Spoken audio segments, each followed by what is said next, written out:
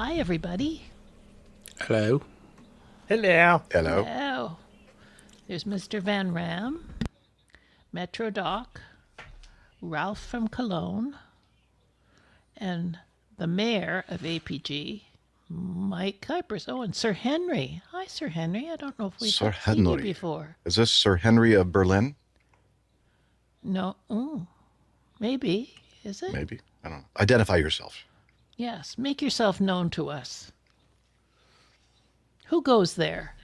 I thought we were going to start doing background checks on who we let in the chat room. Yeah. Yeah, it is, that kind of yes, fell through the You're cracks. right, Jeff. It is Henry from Berlin. Yay! And we I have actually your- got something right. Bing! Oh, wait. Love it. You're the best, Jeff. You're just the best. Yeah, I am. The best bell ringer, yeah? So everybody, Yeah. Jeff's just back in the Road Vessel studio. Yeah. He's out on the road. Well, he's not actually on the road. He's in a Just right, slightly off the road slightly, just on a a little bit concrete off the road. pad. Henry's asking for launch that, pad. so there you go. Okay, Henry, 50%. 50%. That's what we're shooting for. 50%. 50%. So I was telling Jeff I had a new experience today. I went and got my groceries, and I thought, oh, it's a nice day. I'll go get my car washed. So I went to the car wash, actually filled up with some gas, got in the car wash, driving through the car wash, and I'd had the windows open in the car, and I thought I better check that they're all up again. So I reached over to the button, and somehow I pushed the button the wrong way, and the two front windows came down instead of up, right in the middle of the Dear. car wash. Oh, no. So I got all sorts of soap and water into the car, and of course, then you're fumbling like you. Anyway, it was ridiculous. It made me laugh. I was laughing. It was so ridiculous. Anyway, That's a quick way for a shower. certainly woke me up. Well, I had a shower earlier, so I had 2 showers today already. All right. Good job. Anyway, Did you come out with a little pine tree air freshener on your ear? yes, exactly. I think it would have been almost worse if I was going through when they're really blowing the air hard thing. I think that would have been like, woo. Anyway, so my message to everyone is don't do that if you can avoid it. It's not the right thing. Put your car Good in advice. neutral. Don't touch the steering wheel, and make sure you don't put the windows down. It is probably a good thing you didn't get hit by those blowers because they put out a serious amount of air. Exactly. Our at Porsche we had the similar type deal, but it didn't have the little mover rack. You had to drive it through yourself, but the same automatic car wash. Yeah. And when you got to the other end, especially in some of the more aerodynamic downforce cars like the GT3, GT4, stuff like that, has a bunch of wings and all that stuff on it. When you got to that air blower, it would actually blow the car backwards if you didn't give it more gas pedal. Really? Wow. Because it often makes my ears pop Oh, yeah. when I'm going through there. But luckily, too, I didn't have Poppy with me. Poppy's not scared of the car wash. My other dogs always have been, but she's okay with it. But she Until you would take her through with the windows down. She would not have enjoyed the windows being down. No. Anyway, that's the exciting life I lead here. That was the highlight of my day. That is exciting. Cool. Hey, that's very good. That's good. You got to create your own excitement, you know. Yeah. Hey, Hey, Liz, yeah? can you just talk on the control room just to make sure I'm getting Yes. that recorded?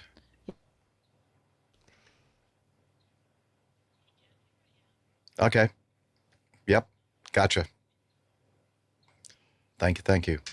Okay, I'm back. And then let me check a music bumper here. I think I already saw it. Oh my gosh. Thank you, Henry, but that really isn't true. That was one of the best stories she's ever told. It's that one and the one about the pilot telling the air traffic controller his mom was right. That was my talk about non-standard phraseology. Of course, it's not at quite the same level as Captain Nick's storytelling No, prowess. I'm not aspiring to be a plain tail raconteur. I was listening. So I guess Sorry, go Nick on. decided to Yeah. not bless us with his video. I guess apparently. because his audio. I'm was- having a few issues here, but I Okay. couldn't get a word in edgewise because you're blathering about inconsequentials. He's always concerned about our feelings, as you can hear. He's such a warm and fuzzy guy. Yeah. What's wrong, Nick? Are you okay? The software has crashed and it won't Which quit. software? Apart from that, camera software. Ah. Nick's had a few issues lately. And we've had a few issues with him. Well, that's true, but we, Oh, no, we have somebody that, else we have that is special bloody meeting crashed. planned with him, don't we? With Steph there as HR rep. Yeah, Steph's not going to make it today, I guess. Well, I guess she's working, seeing as it's the middle of the day. Somebody's Yeah, got to work and Camacho. somebody's got to work and support you with your pension and all that stuff, Jeff. Your Social Security. Ludger, here's another Damn right. German. Although I'm not getting any Social Security yet, but I did sign up for it. I'm going to start getting it in August. Oh, That's my you'll full be rich. retirement age. You'll be rich. Oh, I won't know what to do with all the cash. bet. It'll be just overflowing. We get these things here. I honestly, I guess I should educate myself. Carbon tax rebates. All of a sudden, I was looking at my bank account this morning. I thought, what's that $150? Carbon tax rebate from the government. I don't know. Did they just plunk it in there? I don't know. How nice. About 3 or 4 times a year. It just kind of arrives. Ah, I like that. I like it when you just get money showing up I like the crediting. for no reason. The crediting is much better than the debiting. Yep. So you're right. We have a bunch of Yes. folks from Germany. We got Ralph, and we have Sir Henry, and then we have Ludger. Ludger, I know. It's great. Guten Tag. And we were hoping to have Stefan on, but He's in he Japan. again is still on his trip in Japan. So That guy gets can't- around man, he does. almost as much as when he was a natural pilot. Yeah. Well, I guess he still is. Well, that's true. I mean, a commercial. Yeah. Are we ready to go, gents? So how's the? Did you recover from the software failure, Captain Nick? Eventually, I'm still messing with it, but I think it's right. I think Okay. it's good. Hello. let me, Hello. Can you hear Hello. me? Yeah. Okay. Yep. Sound good. So, unfortunately, we can hear you. Yes, Nick, that's fine. Is this a That's friend fine. of yours, Nick? Simon? Oh, hello, Simon. Ah, yes. Simon is there. If Simon is an old bowling buddy, I was going to mention him Hi, when Simon. we get to getting to know you because he needs some help. Simon says. What does Yeah. Simon say? Poor Simon's a buddy of Nick's. Oh, dear. Yes, and Explains why he needs help. Yeah. He needs therapy. Indeed. Yes, it's me. Okay. All right. I'm ready when you are. Okay. Let's get this baby going. Let me see.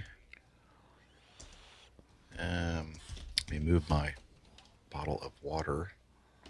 Just don't somewhere spill where it I on don't your equipment. Bump it over. And I mean that in the both ways. Yep. Let's see. Okay, got Radio Roger. We've already tested that, and I have my current show And your recorders are all on. up.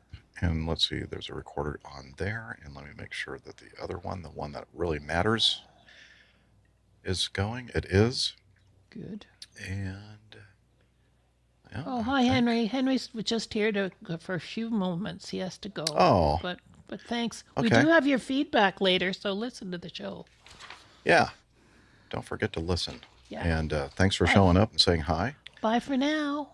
And okay, so let me see. I need to go to the media assets and go over to the countdown thingy, Flangy. Yeah. and then I guess it's time for us to start the show.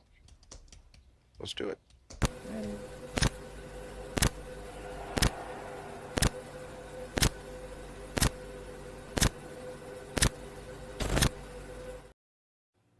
listening to the Airline Pilot Guy Show.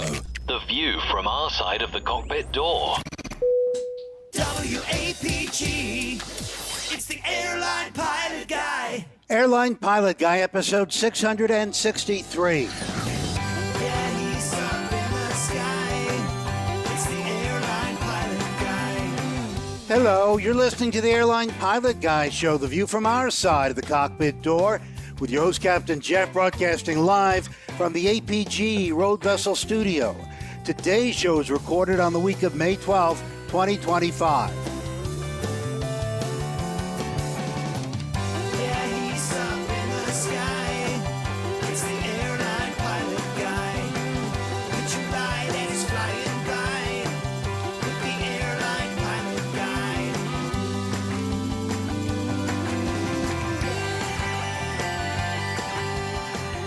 In today's episode, more air traffic control interruptions affecting Newark.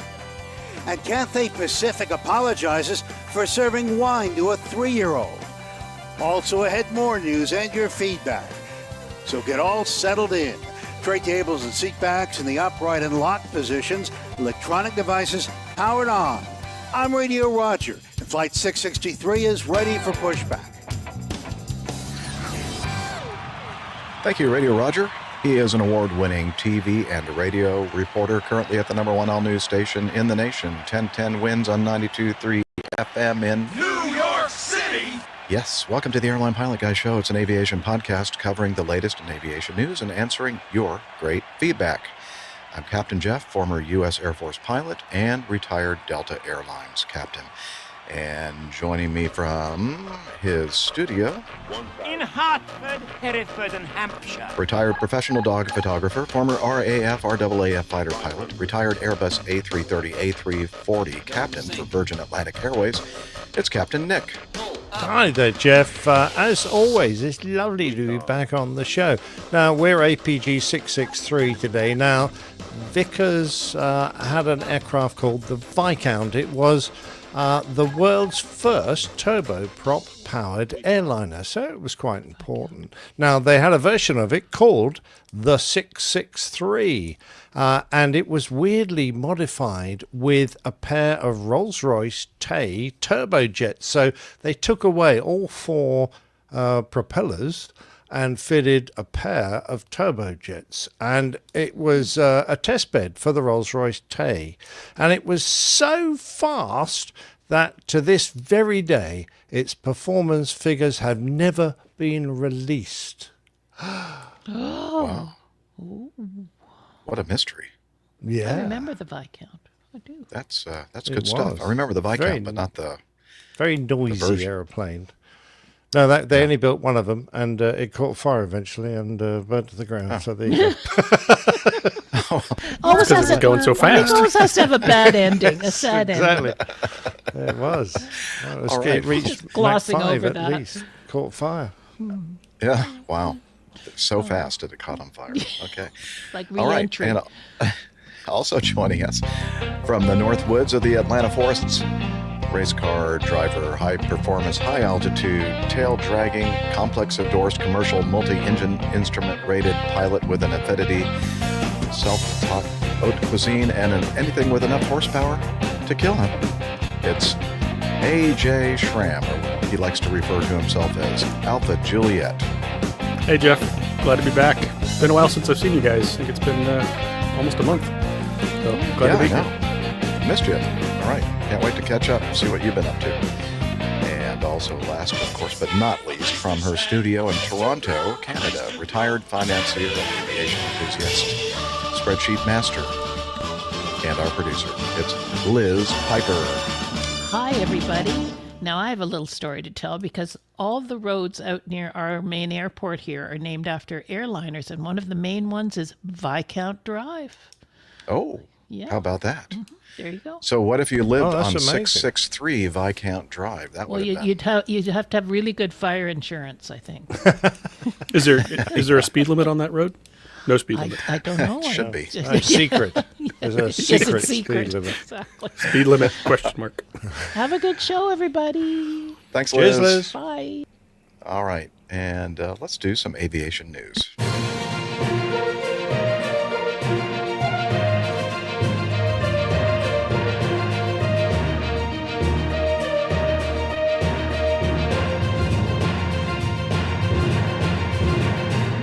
Stand by for news. All right, the first thing we're going to talk about is from my good friends at CNN.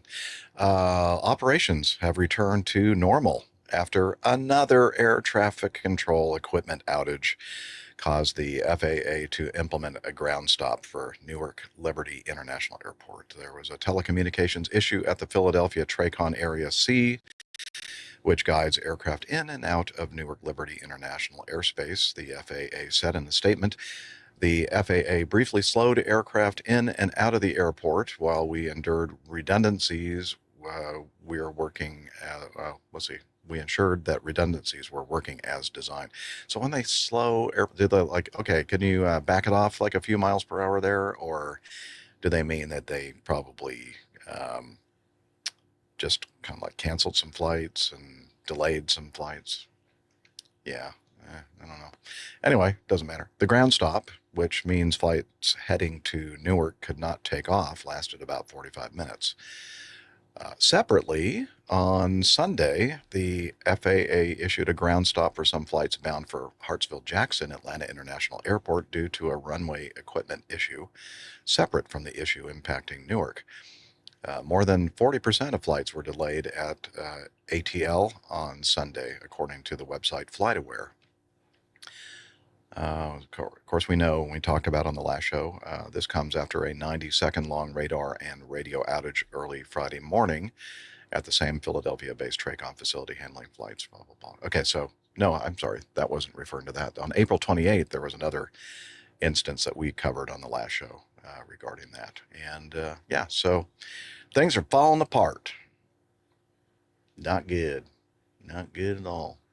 Anyway, so yeah, mind you, after that 90-second outing, I suspect every news agency has just got microscopes on Newark and the control there. So something that probably would have passed with barely a notice, a relatively short ground stop, or just any comment regarding Newark is now going to just bounce around the headlines. So a lot of sympathy at the moment for everyone at Newark, because they're treading, on glass. Yeah. It's not just Newark; it's that whole northeast area. It's the, all the airports up there that are all handled by that same TRACON, because that TRACON's been having a whole bunch of issues. Yeah. Well, Transportation Secretary Sean Duffy met starting, I believe, yesterday with the airlines. They're having several meetings trying to determine how to solve this issue, and I'm sure we'll be talking about that on future episodes to see what they've come up with to try to fix this whole thing. But it's not, as we mentioned the last time we covered that initial outage, it's not the first time that this sort of thing has been happening, and the infrastructure has been slowly crumbling away in the background, and they've been doing a great job of keeping it all, tied together and keeping everything safe. But I think, lipstick on a pig. Okay. I don't know. I prefer my pigs without lipstick, the more natural look. Okay. Oh yeah. Ooh, now you're going to make my stomach growl, Liz, talking about barbecue pig. Let's move on to this one. This is a VAS Aviation video. Now, the last episode we we talked about this incident where a Cessna 172 lost engine power, and it's interesting. We're going to learn, or we're going to talk about here, why the aircraft lost power and had to land short of Santa Monica Airport in a golf course. VAS Aviation was connected with the pilot of the aircraft that made the successful, albeit very bumpy, landing on the golf course. His name is Tyler, and so we have VAS Aviation put out this video in a kind of an interview format, a little bit different than Victor normally does on his channel. And we're going to play a little bit of it. It's 23 minutes long. We're definitely not going to play the whole thing, but we're going to tease you a little bit and make you want to go and watch the entire thing, because it is definitely educational. So let me get here to the point. All right, let's see. I can't see the window for StreamYard. Are you sharing? Okay. Yeah, it's black right now. And very shortly, when I push this button, it's going to not be black anymore. Oh, no. Yeah, okay. That's wrong. Here we go. Hello That didn't look everyone, like and any welcome to 172 another I've seen. Vast Aviation video. Shut Today up. we have Tyler with us. Hello, Tyler. Tyler. How's it going? Welcome to Vast Aviation. Some people got me in contact with you. I found you on social media. We, of course, wanted to review your incident in California and your golf course landing.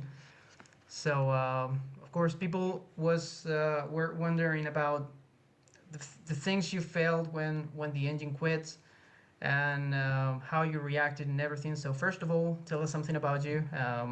What you are a pilot, a private pilot, a commercial What's pilot? your favorite color? Whatever.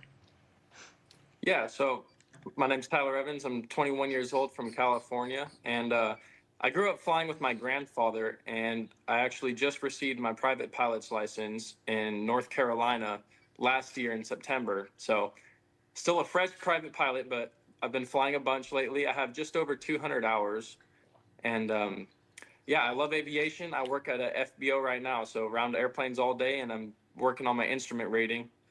So, only about 200 hours?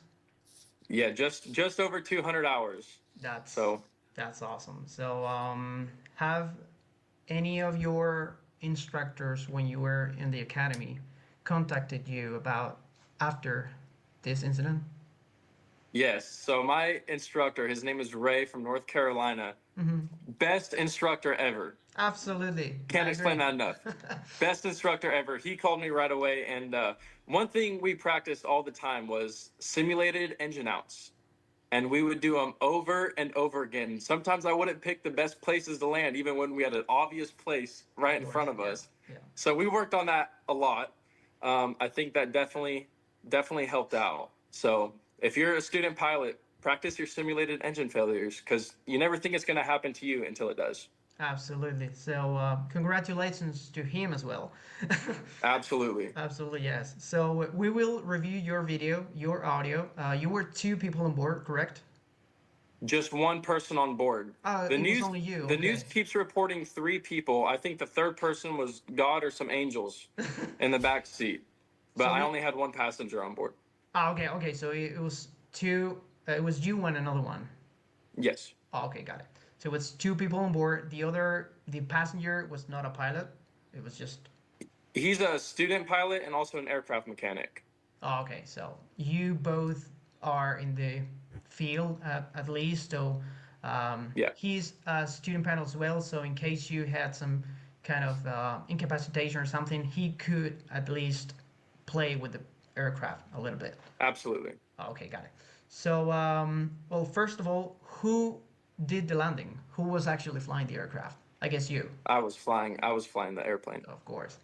So, yeah, we will review the Good audio. answer in case the FAA is watching. Unfortunately, I didn't have the APG data for your aircraft, so I couldn't create the radar animations that I used to. Okay. But So that- with the maps, Yeah, I think. and the audio, I Let's see if I can tried find to. the proper window here to turn that off. Okay.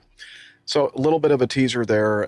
They go on to talk about, this was a loss of engine power. And in this interview, which you'll learn when you watch it yourself, he talks about the fact that he was doing a very long, kind of an en route descent kind of thing, or a idle power descent. AJ, I guess, in a reciprocating engine aircraft, if you pull the power all the way back to idle as you descend, you have to be cognizant of some issues that could get you, right? You can shock cool the engine if the engine shock cools cool down the too engine. quickly. And so he, at the very bottom of this descent, he started to push the throttle forward or in to get the engine to start spooling up, and nothing happened. And apparently there was some carburetor icing going on there, and he did not turn on the carb heat. And that's why he ended up having to do the off-field landing. So you're saying he did this to himself? Well, he said it himself. Basically. Although I have to say that they didn't really dwell too much on that during this video, and I don't blame them for not doing that. But it sounds to me like he should have, or could have done, or should have done something to prevent this from happening. I mean, you can do a couple things. One, don't pull the power to idle at cruise altitude and then coast all the way down. That's generally not a super great plan. When you're practicing things like power off 180s and things like that for your commercial check ride, one of the parts of that procedure, and that's a simulated engine failure in the pattern, right? So you're basically making, call it half or 2/3 of your pattern with the engine at idle. And one of the things you do is every time you make a turn, you bump the throttle just to make sure that everything's still working, and you're not actually in a real emergency. So in the case where you do for whatever reason need to descend at idle, I would be checking that engine every 45 seconds or a minute, pretty often, making sure that there's not that issue while I still have altitude and therefore time to make decisions or deal with this situation. So yeah, that would be something to continuously check your engine power, make sure that it's not, in fact, not running, because the propeller still windmilling will trick you into thinking it's still working. Yeah, I'll bet Tyler now is going to start using or practicing that, preventative engine failure kind of thing. Updated procedures. Yeah, updated procedures. There you go. Anyway, it's a very, very interesting video. They show the actual landing of the on the golf course and everything else. So again, definitely worth checking out. We'll have that in the show notes for you. Anything else to add, Captain Nick? You want to anything to say regarding that? No. Okay. No, it was a reciprocating engine of which I know nothing. Yeah, I don't know much about either.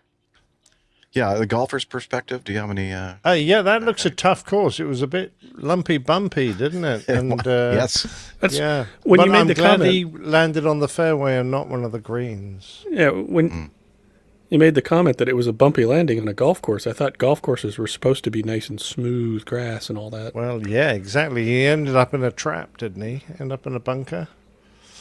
Yeah. They got to be careful. All right. Enough of that, I guess. Yes, ma'am?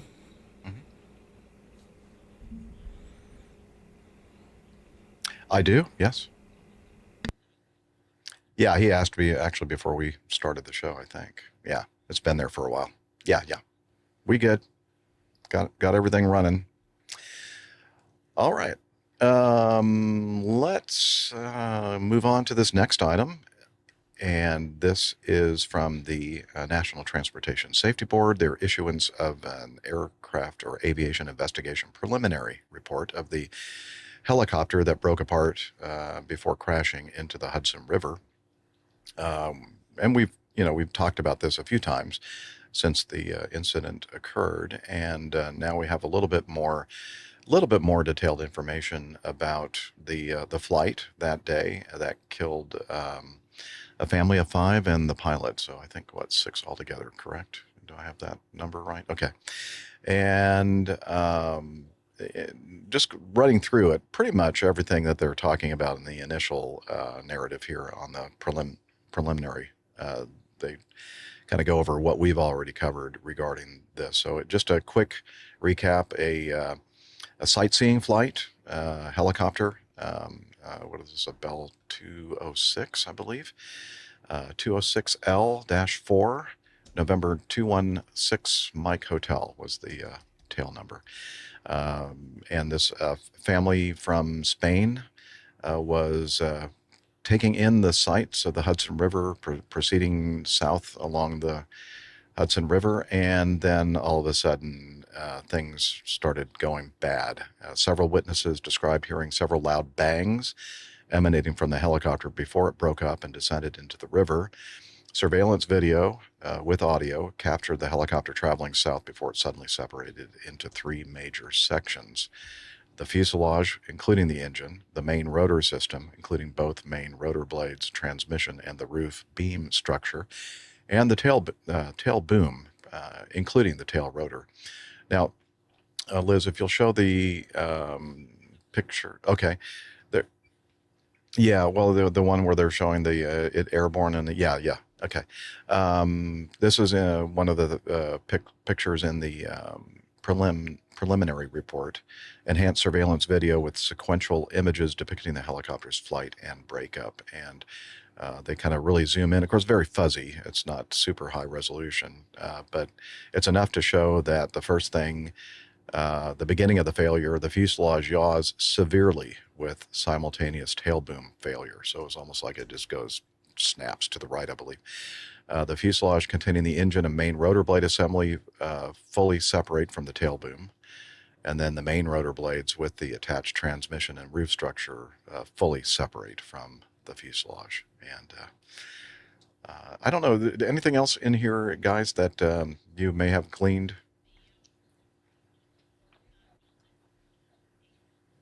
I'm not sure. Liz is asking whether or not there was debris.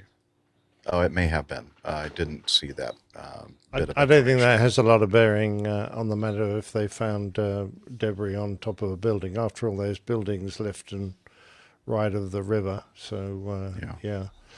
We kind of knew that it had come apart, though, from the original sort of initial assessment. So, other than the fact that we now have that confirmed, I can't see it adds much. What, Liz?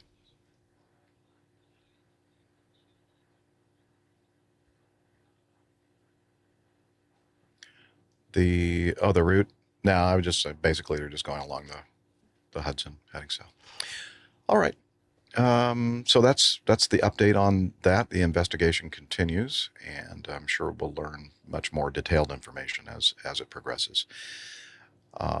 Let's see, we're going to jump now to this next item from the Aviation Herald. It's a final report on a Turkish Airlines Boeing 777, a 300, registration Tango Charlie Juliet, performing flight 18 from Toronto to Istanbul with 280 people on board. They were en route at flight level 350, about 70 nautical miles northeast of Keflavik, Iceland, when the aircraft encountered severe turbulence, causing an uncontrolled descent of 8,000 feet, with a maximum rate of descent of 17,100 feet per minute, resulting in injuries to 2 passengers and 5 cabin crew.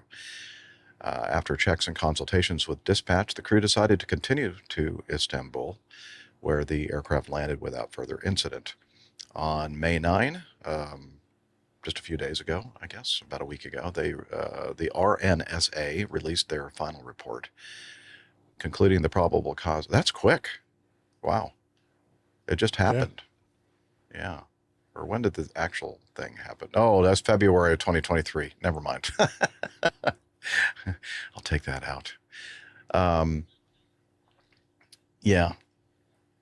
Okay. SIA-Iceland found the following to be the causes of the serious incident: an encounter with severe turbulence. Okay, that's kind of obvious. Breakdown in crew resource management, loss of situational awareness, contributing factors. Let's see, the SIGMET for high altitude severe mountain waves had not been issued prior to the incident. Okay. Lots of volcanoes down that way, I guess, that cause some mountain wave activity. The captain, the pilot monitoring, did not follow procedure by using the phrase "I have control" when he tried to take over the controls. Inappropriate control inputs during the aircraft upset. The autothrottle remained engaged and speed brakes remained deployed during the aircraft upset. So the sequence of events here at 8:09 UTC, so early in the morning, when at flight level 350 north of the glacier, Langjökull. I don't know. How do you pronounce that? Somebody help me.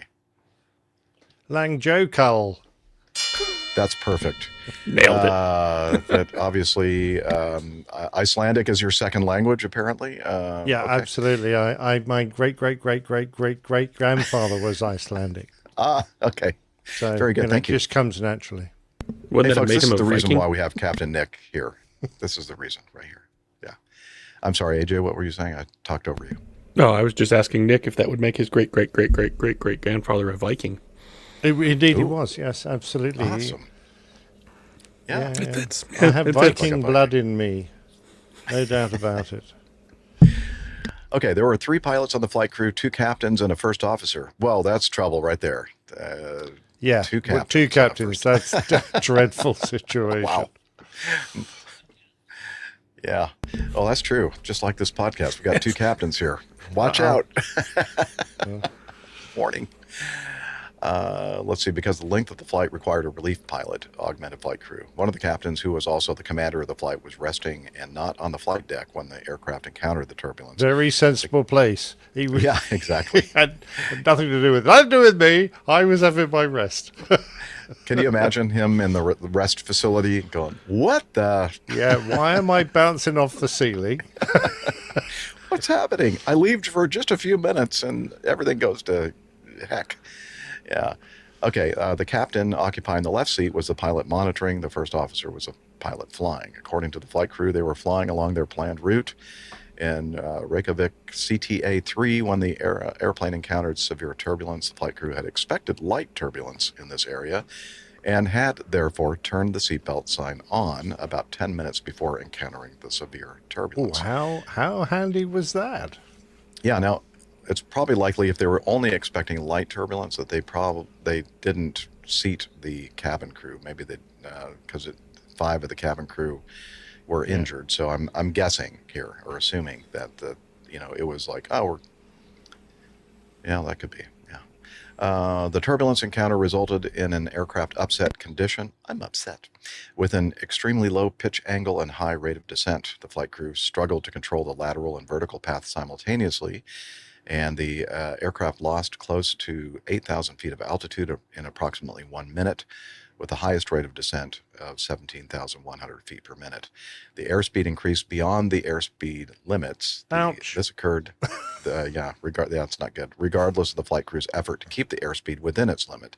During the upset, multiple stick shaker activations occurred. The aircraft's lowest altitude was flight level 273. They did regain control.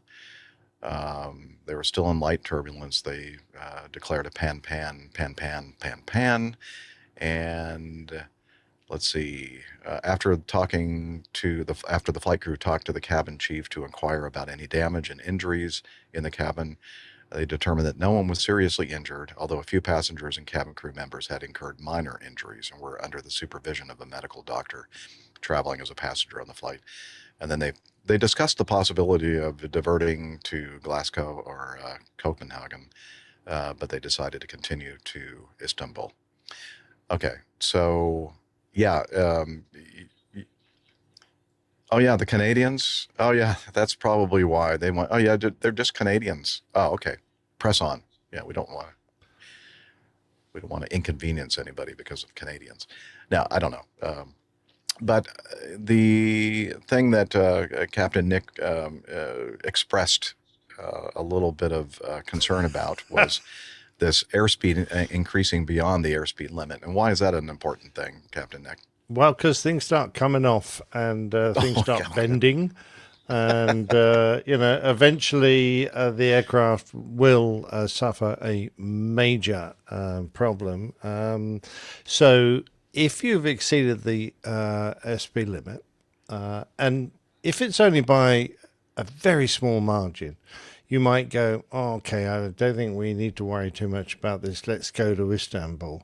But if it sounds like they had an enormous rate of descent and they had quite high speed. So it sounds to me like they exceeded the speed limit by quite some margin. I wish they'd give us some numbers here. We could sort of, but if it had been a serious overspeed, they should be putting the aircraft down at a suitable, the nearest suitable. You don't have to go mad and land it on a 3,000 foot strip in the middle of nowhere, but there were plenty of airports they could go to where the aircraft could be checked out. And that, to me, is the main concern. That's about their sort of post-incident decision-making. So, okay. The actual incident itself, though, I am concerned. All right, saying I have control is moderately important. So you don't fight each other, but they're in a Boeing, so the sticks are connected. They first officer should feel the captain coming on the controls, and probably if he realised it was a captain, he should let go. Really. Anyway, by the by, they did this with the speed brakes out throughout. Is that right? Because I seem to remember that said. right at the beginning. So they've got this huge rate of descent, okay, and the speed brakes out, and they've lost about 8,000 feet of altitude. Now, I'm going, why have you got the air brakes out if you've got a huge rate of descent and you're descending fast? On the other hand, why have you got the nose so steeply down if you're overspeeding the aircraft? So there are a lot of conflicting control issues here, and I have no idea really what they're doing with the aircraft and why it lost so much. Normally in turbulence, even very severe turbulence, you might lose a few hundred feet. You might, if the speed has dropped really significantly, lose 1,000 feet. 8,000 feet? Well, I've almost, it's almost unheard of. So I've got a lot of questions. Yeah, I've got a lot of questions. I have a question that you may be able to add something into, but there's part in here where it says that the commander sat down in the observer seat at 8:15, and he transmitted this message, which included that they can't maintain level and they're descending through 30,000 feet, flight level 300. That's halfway through this whole thing.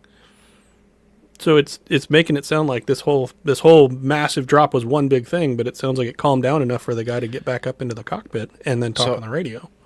So I think I think it's very important that we don't miss the fact that this was severe mountain wave. Now, Captain Nick, I'm sure in your many years of airline flying experience that you've on occasion experienced mountain wave turbulence. I know I have. Yeah, absolutely. And so these airplanes, they're on automation. They're flying the selected flight level 350. Let's take the case of cruising here in the United States, and you're flying along, and hopefully you have plenty of advanced warning that mountain wave is going to be a factor. And in fact, for the company that I used to fly for, we would, if there was any kind of a warning that or instance where the mountain wave was definitely there, we would take efforts to completely avoid that area if possible.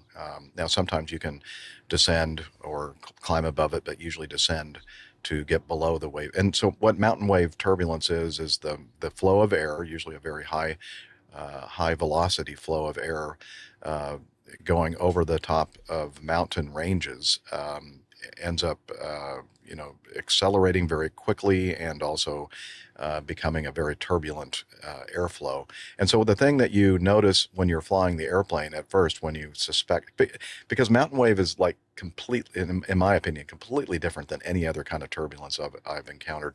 All of a sudden you're flying along and then something just doesn't feel quite right about the way the airplane is going through the air. And then you look down at your airspeed and it rapidly increases like 10, 20 knots in just like a second.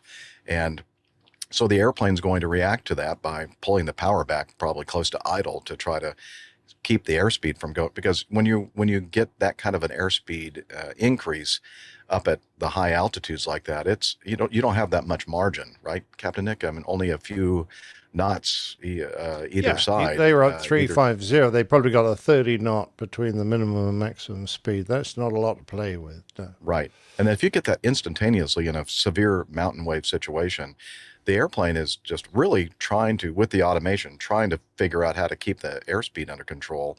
And it's not unusual that, it's going to lag behind. So when the airspeed starts dropping off and then your power's way back and then you push the power up, it takes some time to get the engines to spool back up again. And then so it's not unusual that your airspeed drops dangerously close to stall, or at least the area where the stall warning system goes, hey, you need to do something or otherwise you're going to fall out of the sky.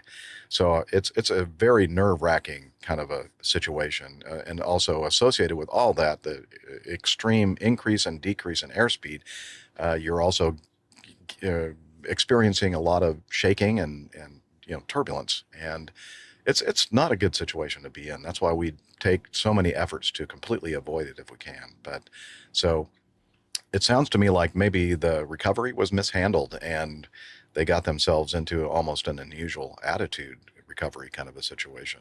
Would you say, Captain Nick?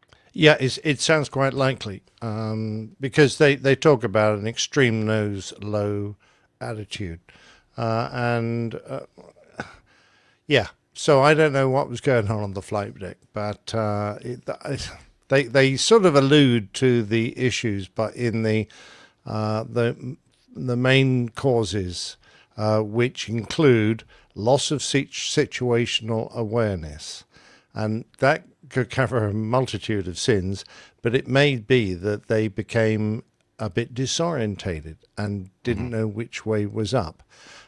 Breakdown in crew resource management. Well, it sounds like the things weren't going very smoothly on the flight deck. So I think you're right. I think they had a nasty situation which wasn't handled well, and as a result, they lost a lot of height, oversped the aircraft severely.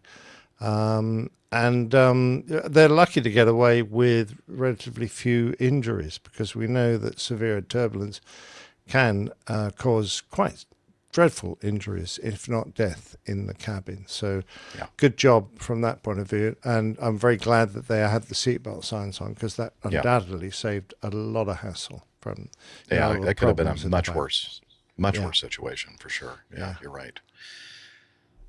All right. So, Liz, just based on our current rate of news coverage, okay, I definitely want to make sure that we get to the O1K. And I think that, and I definitely want to do J as well.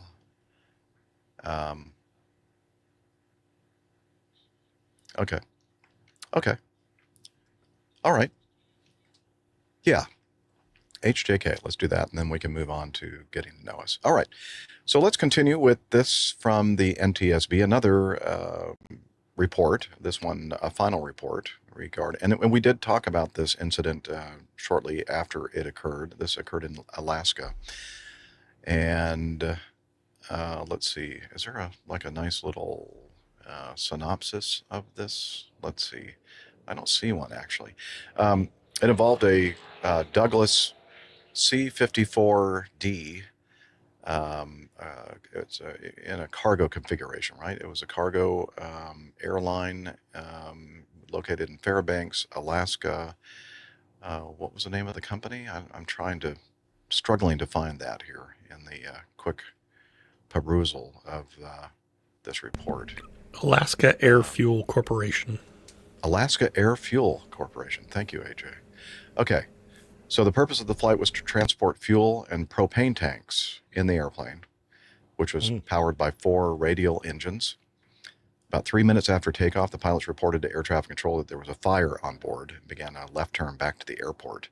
Eyewitnesses who saw the airplane shortly after takeoff reported that the outboard left, the number 1 engine, was not running, and that the engine was trailing a small white plume of smoke, followed shortly thereafter by visible flames. Surveillance video captured the white smoke and flames emanating from the number 1 engine. Seconds after the flames appeared, a bright white explosion could be seen from aft of the number 1 engine.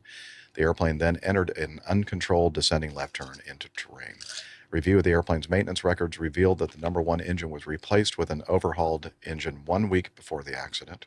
According to the director of ops, the outboard left fuel tank located near the number 1 engine was reported in the days before the accident to leak when full.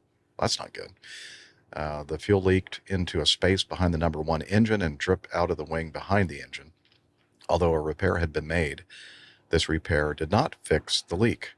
For several days before the accident, the airplane was parked with full fuel tanks, dripping fuel into the wing space behind the number 1 engine. Yeah, that's not good.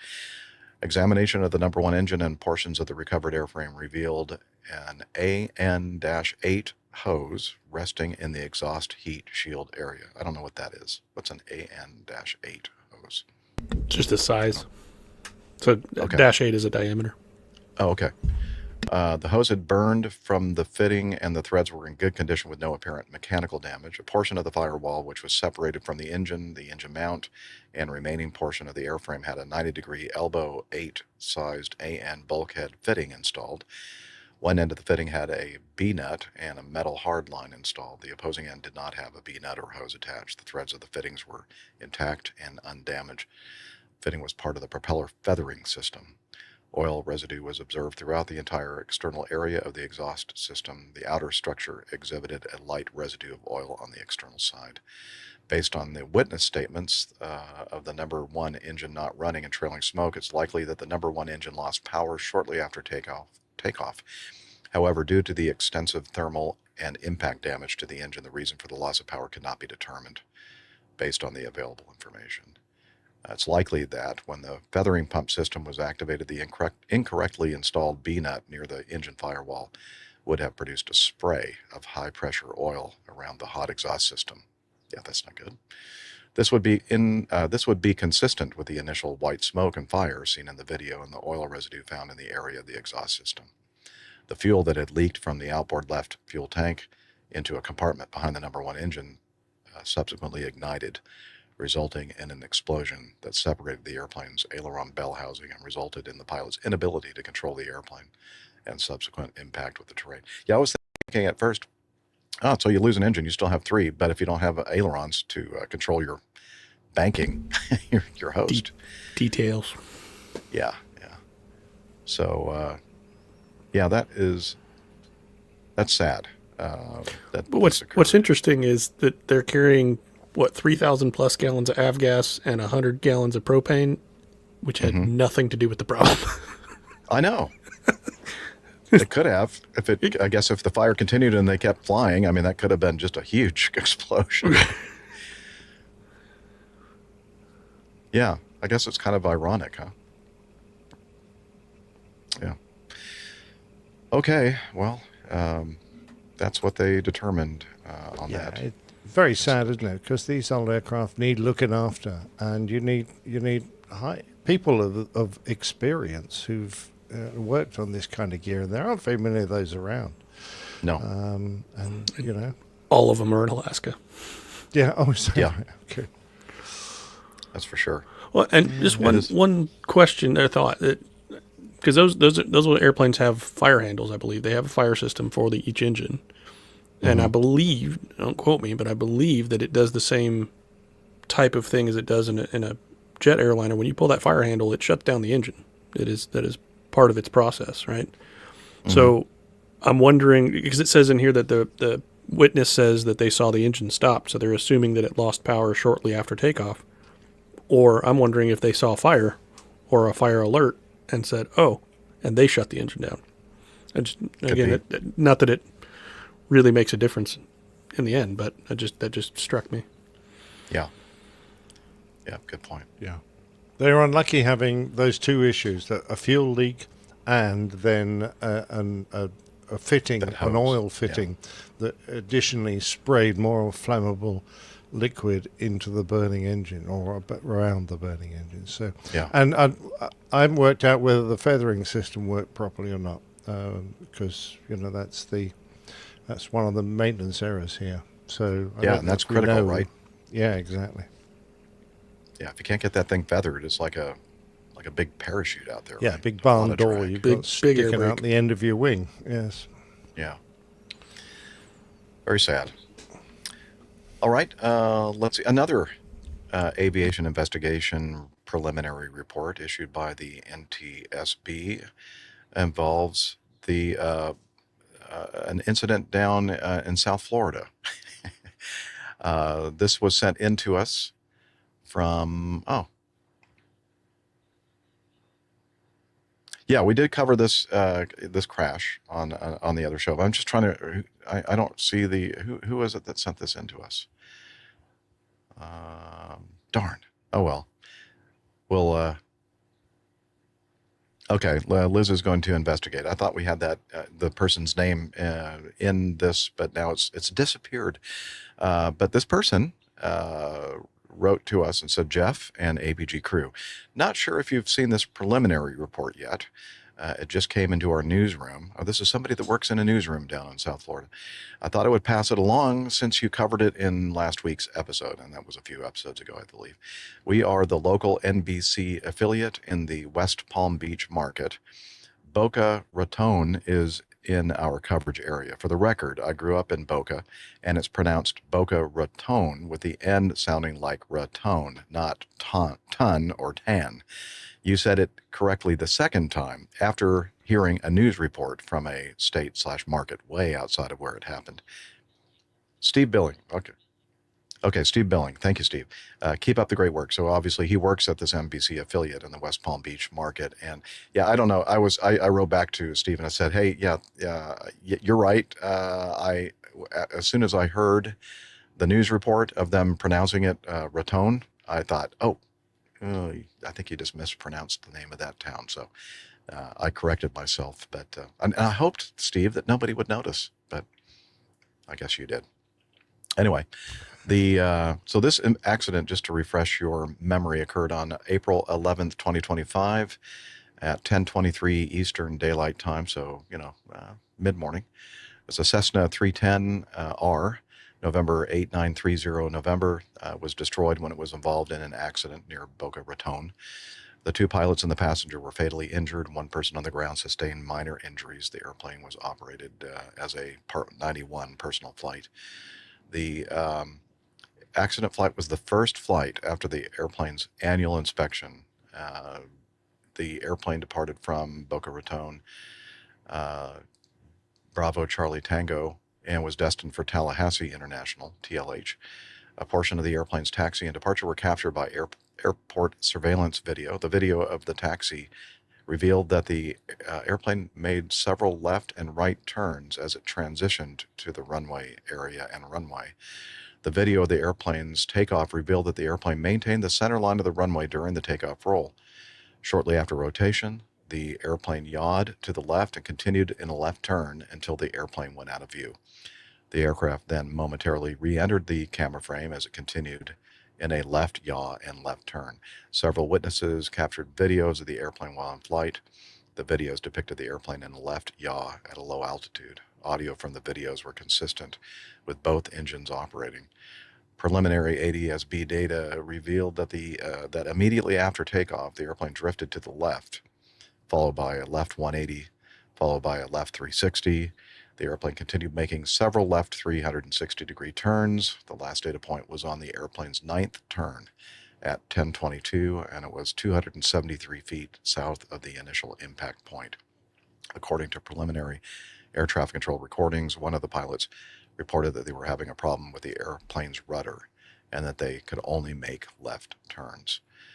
Let's see, I'm going to skip ahead here. The airplane's rudder was found near the initial impact point, exhibited impact and thermal damage. The rudder trim tab remained attached to the rudder and displayed minor impact damage. The flight control cable continuity for the right rudder was confirmed and was continuous from the rudder pedal point to the rudder bell crank attach bracket. However, the rudder bell crank attach bracket had separated from the rest of the bell crank. There were no visible signs of fretting between the rudder cable attach bracket and the rudder bell crank. So obviously there was some issue here. I don't know, maybe AJ, you can get into more of the details of this system with the control cables and bell cranks and that kind of thing. But obviously they're focusing in this preliminary report on the rudder system and the fact that they could only turn left, and that in the videos that we did see, it was very clear that it was in a severe yaw to the left. And yeah, go ahead. I was just saying, I'm trying to read ahead a little bit on here. I didn't get a chance to read this one before, but basically everything it's saying is that everything looks, other than the impact damage from the aircraft impacting the ground, they don't seem to be highlighting any issues, I guess we'll say.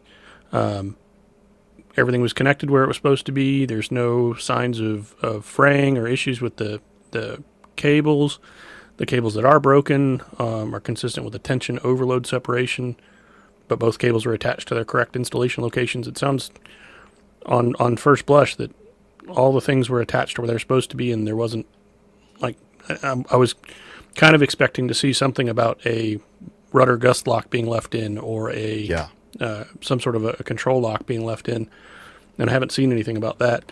One thought, though, is if you're having a yaw issue in a twin-engine airplane, you have differential thrust. That would have been my first go-to, is if I'm continuously turning to the left, pull the right engine back a little bit.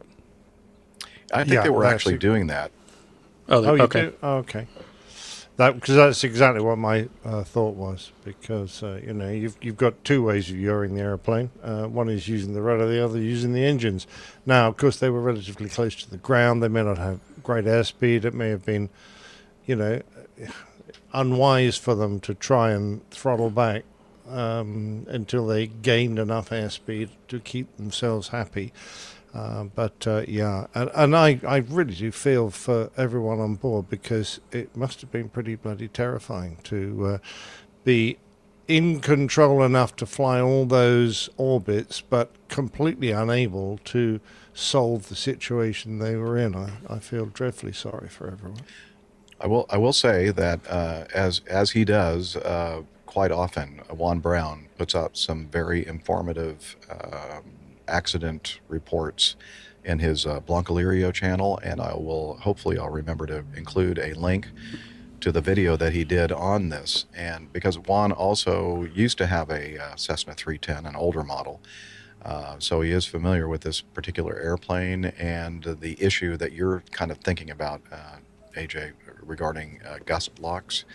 And he kind of proposes a scenario where there was a gust lock for the rudder, and it's possible, I believe, it's been a while since I've watched his video, but I believe it's possible to try to work this gust lock out, but it's possible for that gust lock to get jammed, and then just basically, you're in a jammed rudder scenario where you can't recover from it. So again, I think where you're thinking, AJ, is definitely, I think, where they're going now, as is kind of not uncommon on these preliminary reports, to even if they may know or suspect that a gust lock or whatever might have been involved, sometimes they don't put it in their preliminary report, and they talk about all the things they do know, and then they kind of leave us hanging. And so I think that we'll find in the final report, or there's a possibility we'll find in the final report, that definitely that was a factor. Yeah, and just doing a little bit of research on that airplane too, it should climb on one engine. So even if they had to pull an engine all the way back, I'm curious to see what actually comes of further reports. Yep. Good point. Yeah, 3 generations of one family were including the teenage granddaughter on board. A lot of, and I think that the at least one of the gentlemen, if not both, had experience in doing advanced flying, like even some demonstration and aerobatic experience. So it was a very highly experienced flight crew here. So, okay, let me go to. Yeah, that's what I was talking about. Let me see. I'm trying to get back to the site. Okay, what is he saying? Peter Tarantelli says, I think he mentioned a counterweight on the elevator. Or was that the accident that bearing? I think that might have, the one that you're thinking about, Peter, was a different incident with the, Ron Holland at Langley. Yeah. Yeah. And yes, Peter, I had to loan Jeff my hat.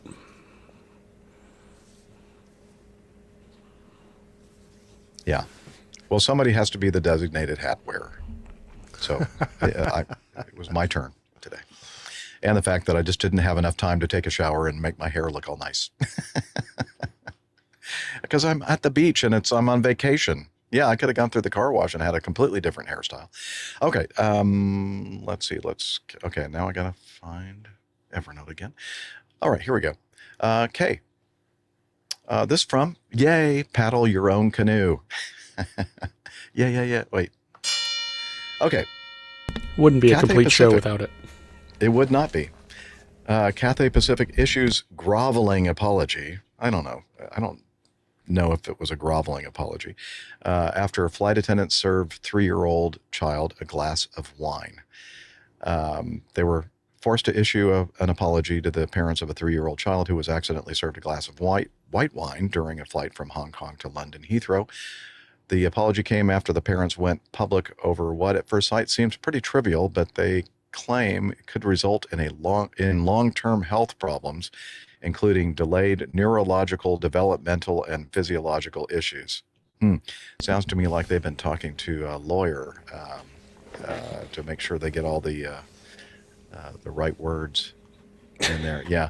According to the parents, they were flying in a Cathay Pacific business class around 2 weeks ago. When the incident happened, they decided to tell their story to local media after the airline failed to tell them how the mistake happened or provide details on how they would prevent a similar occurrence in the future. I think it actually involved more of the lawyer saying you could make a lot of money if you sue them. Make enough fuss. How old was this kid? 3? 3. That's around when I started drinking, and I turned out okay. Well, we're not so sure about that, AJ, but you keep going, mate. We're not worried. Yeah, just one other thing. That way. How did they find out about this? Did the kid go, my apple juice tastes funny? Let me tell you, exactly the incident right. occurred shortly after the departure of Cathay Pacific Flight 255 on April 24 as the flight attendants were distributing meal trays for the main dinner service. The 3-year-old boy was sitting in a window seat, and his father was on the opposite side of the aisle in a center seat, in close proximity to his son. The child, well, probably not close enough. The child was served a chicken dish with what they thought was a glass of water, but after a little while, the toddler complained to his parents that the water tasted sour. They then took a sip and discovered it was actually a glass of white wine. The flight attendant started to serve dinner to passengers, and our child just had chicken and water. We saw a glass of water-like drink served to him, and then my husband got to his seat, cut the chicken for him. Then my husband went back to his seat, but after a while, my son asked for water again, and then when we asked what was wrong, he said he took a sip and it was too sour. We immediately took a sip and found it was white wine instead of water. And then, no. Okay, that's a hard no on that one. When the parents complained... Sorry, I need to explain why Jen is having a problem here. I have inserted a note which says, at this point, we should put in an inappropriate remark about miracles and the second coming, having turned water into wine. But I thought that was supposed to be red wine. Yes. I don't know, actually. Were you there? It could have been rosé. Come on. Yeah. Yeah, rosé. Yeah. Likely a red, no. When the parents complained, the flight attendant serving them apologized and swapped out the glass of wine with a glass of water. Not satisfied with this response, the parents then complained to a senior crew member and escalated the incident to the point that a specialist emergency medical service called MedLink had to be contacted. I know. The flight attendants would have spoken with an on-call physician at MedLink's control center in Phoenix, Arizona via satellite phone, only to be told that no medical intervention was required. Yeah, they probably said, yeah, that's not a big deal. You're welcome. He's going to sleep for the rest of the flight. Yes, exactly. That's right, yeah. This is a good thing. Yeah, don't get distressed. Still concerned, however, a request for a medical professional was made over the public address system, and the French doctor came forward to volunteer his expertise. The doctor tried to reassure the family that in France, children as young as 5 could consume small amounts of alcohol, and that he didn't think any harm would come to their child. Like, get a grip of yourselves, people. It's not going to be a big deal. Nothing is going to happen to them. And then, of course, now we have all the stuff about alcohol consumption in young children, neurological, developmental, physiological impacts, and blah, blah, blah. Okay, come on. He took a sip of water that tasted sour and went, ugh. Yeah.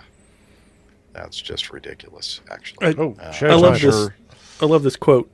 During the whole process, there was a lack of care for my son. They called multiple medical professionals? That's a lack of care? And Seems like got an in touch excess. with MedLink, Yeah. one of the most sophisticated medical advice systems there is in the world. I think they were a little upset because the wine was kind of a low grade. It wasn't like one of the Box. higher. It was house. It was the house wine. Ugh. Yeah. Yes, he does. What were you going to say, Liz?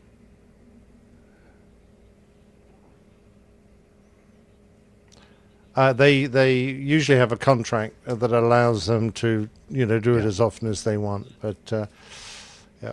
Oh, Yep. Tim has a really good point here. Oh, not Okay, that go one, ahead and sorry. read it. That one. White wine is served much younger than reds. Reds need to age, so not appropriate for a child. Ah, Okay. our wine connoisseur helps us Right. out. Thank you, Tim. MetroDoc, please. I know. Really? Wonder how much money they're going to get out of this. And Peter again adds attorney influence speak. Yeah, for sure. All right. Okay, beautiful. All right, let's transition to this segment, getting to know you segment, or getting to know us actually segment, and that's where we kind of find out what's been happening with the crew members that are present today. We are missing, of course, a couple of our regulars, Camacho and Dr. Steph. I sadly couldn't make it because they have something called jobs or I don't know, work. I don't know. I really don't understand it. Speaking of that, work. Any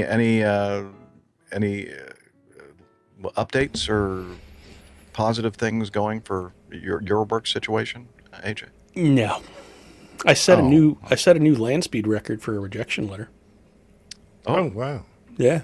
Submitted an online application. 14 minutes later, I got an email that said, "While your skills are impressive, we've decided to pursue other opportunities." Wow. And leave It's us like, alone. Did you even have time to read the email? Wow. No. Wow. Gotta love AI. Yeah. They were just waiting for something to come in. Yeah. No. Denied. Yeah, right.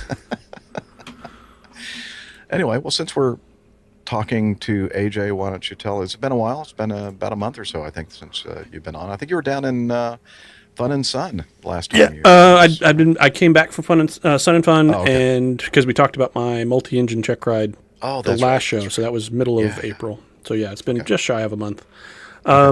Yeah, been doing a good bit of flying, believe it or not. A couple of different airplanes. We finally got our 182 RG back just in the past couple of days. That's been an entire drama story of its own. It had a little gear mishap about a year ago, and it's been being repaired over on the East Coast for quite a while. Was that your mishap that you talked about, or that was maybe longer ago? No, it was. Did you have some kind of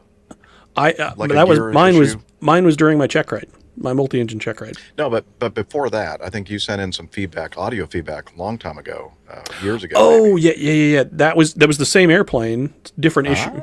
In my particular case, the gear wouldn't go up. In this one, but it was a gear-related issue. It was a gear-related issue in the same airplane, but totally different issue. Yeah. Okay. So anyway, we've gotten that back, and we're still in the process of finishing off some to-do items on that airplane. But I got to go and do a really fun event with another podcast. Some good friends of mine went out to Texas, and Central Texas to T82, which is Fredericksburg, Texas. Tell us about their podcast. I can do that. So it's the Midlife Pilot podcast. It's pretty interesting, actually. It's basically centered around people who have started or pursuing continuing careers in midlife in aviation. So if you are in your 40s or your 50s and you decided, you know what, I'm finally going to go get that pilot's license, they've got a lot of advice and a great, really amazing community that they have put together that can kind of help you on your journey and give you advice and fellowship and that kind of thing. So this is one of the hosts here. This is Ben. He's one of the main hosts. And then I actually flew over to Texas with the gentleman in the back there. It's known as One Dull Geek. We flew out there together, went through a little bit of weather, which was exciting and fun. And then we got to T82, which is Fredericksburg, Texas, and they have this amazing hotel. It is the coolest place. It's shaped like an old aircraft, airplane hangar, and it's the whole theme, the whole motif of the place is World War II kind of 1940s vintage. So all the furniture, the decor, everything is all very 1940s, which is really, really neat. And it's literally on the ramp. It's right there at the airport. I think we featured this on a previous show, actually. It rings Oh, a yeah? bell, AJ, yeah. Yeah. Where is this? It's in Fredericksburg, Texas. Yeah. Oh. Could be. Oh, Yeah. nice. It's a phenomenal. I could not recommend it enough. If you're anywhere near there, or even if you're not, it's worth the fly in, because where I'm standing is in a T parking spot taking this picture. So I mean, it's literally on the ramp. It is really, really cool. Nice little airport. You can actually see the hotel right up here. So that's the hotel, and this is the north ramp. Got to do a little bit of flying while I was out there with another one of the hosts of the show. He flies a light sport airplane called a CTLS EG, which we have affectionately dubbed the Egg. So it's this little cute thing, and he flew this airplane from Portland to Texas. Yeah, in a go-kart, basically. Over the Rockies and everything. So really, really neat story. If you have any interest in, check out some of the past episodes of Midlife Pilot. He talks about his flight planning and how he pulled that off. That's Ted there. One of my favorite shirts, introverted but willing to discuss airplanes. So we got to go do some flying in that, and then I also got a chance to flex my multi-engine muscles and go fly a twin Comanche, which is something that I've always wanted to fly. I've always had a really, really great affinity for the Comanche, and That's nice. got an opportunity to fly with a guy named Mo. He actually came out from California as well in this twin Comanche, so we got to go do a little flying in that and bomb around a little bit. Tim, I just saw your comment. It's the Midlife Pilot podcast. Good show. Did a recording there. And I was doing a little of the behind the scenes kind of tech help and running some of the cameras and stuff. And then there's some of the audience there. We got really awesome treatment by the one of the businesses there on the ramp. They do a lot of cool tail wheel instruction, some vintage stuff. They had a little unfortunate incident. They have an old. I'll delete the name of that particular establishment for the sake of this story. They have a 1942, it's either 42 or 47, the number escapes me, but it's a Waco biplane. Gorgeous airplane. We've been watching them do training in this thing, the whole time we were there, all 3 days we were there. And during our event, right outside the door, they had a little runway excursion and managed to take out a taxiway sign. And so the entire crowd was like, oh, so there's the sign that was killed. and they had a great audience to see it. Yeah, happen. they had a big crowd. So there's the unfortunate result to a gorgeous airplane. So yeah, that was unpleasant. A lot of O's. So that propeller's not supposed to be bent that way? No, it is not. They didn't have Q-tip propellers in 1942, Just unfortunately. Yeah. Wow. So on the way back, flew back with I've Ben. seen this. In his, so this was kind of neat. times. I had never heard of this, never seen anything about it, and we're flying along, and I look out, and I'm like, somebody wrote Loki in the field, and I was thinking, man, it's not that, that's maybe bushes or something like that, or they just mowed the grass a certain way. No, those are whole stands of trees. Those are full-grown trees. I was like, the amount of effort that went into getting that to grow that way and that sharp, and just boggled my mind. I thought that was so cool. So yeah, I've done a little bit of research on that and found out it's the Lukey farm, and they actually have been used by satellite imaging to gauge resolution and alignment and all kinds of things. So you can see it from space. Yeah, you can definitely see it from airliner cruise altitudes, because I know I've seen it many times in that area of Texas. Yeah, I thought that was so cool. So that's one of the things, just getting to do these kind of trips and flying 800, 900, 1,000 miles, just seeing the flyover states and looking at what's going on down there is just really, really neat, especially doing it in a small airplane. We stopped off in New Orleans at Lakefront Regional, Nolans. Mm-hmm. I was corrected actually by a local, one of our community members, local friend there. He said nobody calls it Nolans. That's right. Okay. New Orleans, maybe. Probably a little bit better. Yeah, technically more correct. But they have this amazing Or terminal New Orleans. building. New Orleans. Yeah. They have this amazing terminal building that is very 1920s kind of Art Deco, and it's all restored. Absolutely gorgeous. Little nice. cafe inside. But just the coolest thing, and this is I think, if I remember reading the plaque, it says this is the original terminal building for the airport. And at one point in time, this airport was the largest airport in the world. Wow. Like, we're talking early, like, again, like the 20s, but this was their kind of coup de grace, sort of, their claim to fame. Absolutely phenomenal. Even had a nice telephone there, rotary dial. Excellent. Yeah, with a little phone booth. Cool. And then I got to go moving back up to present day. Been doing some maintenance flights and getting my Cirrus transition work done and learning how to fly a Cirrus. And we went out to this place called Meridian, Mississippi, which I sent a picture to Jeff, and he instantly identified. He says it wasn't because of the free hot dogs and the free ice cream, but I still think that might be part of it. No, I don't remember that part of it. But I said what really gave it away, though, in the picture that you sent, one of the pictures were some Air Force jets and some Navy jets, and also the truck that on the door of the truck, it was printed Meridian. Details. So that's what kind of gave it away. Yeah.